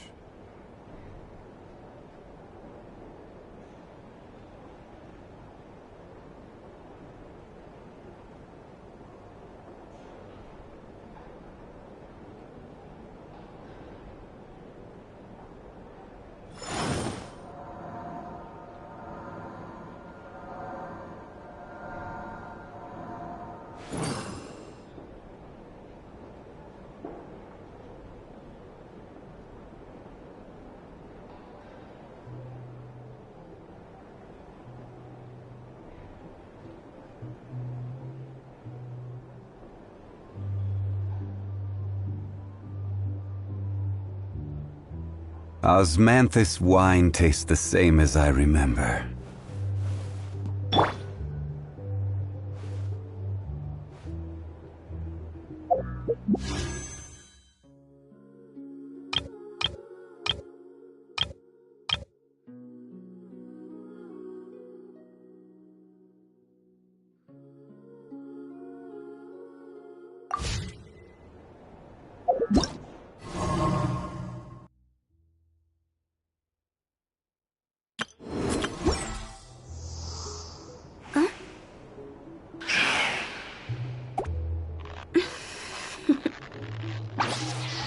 Toodaloo.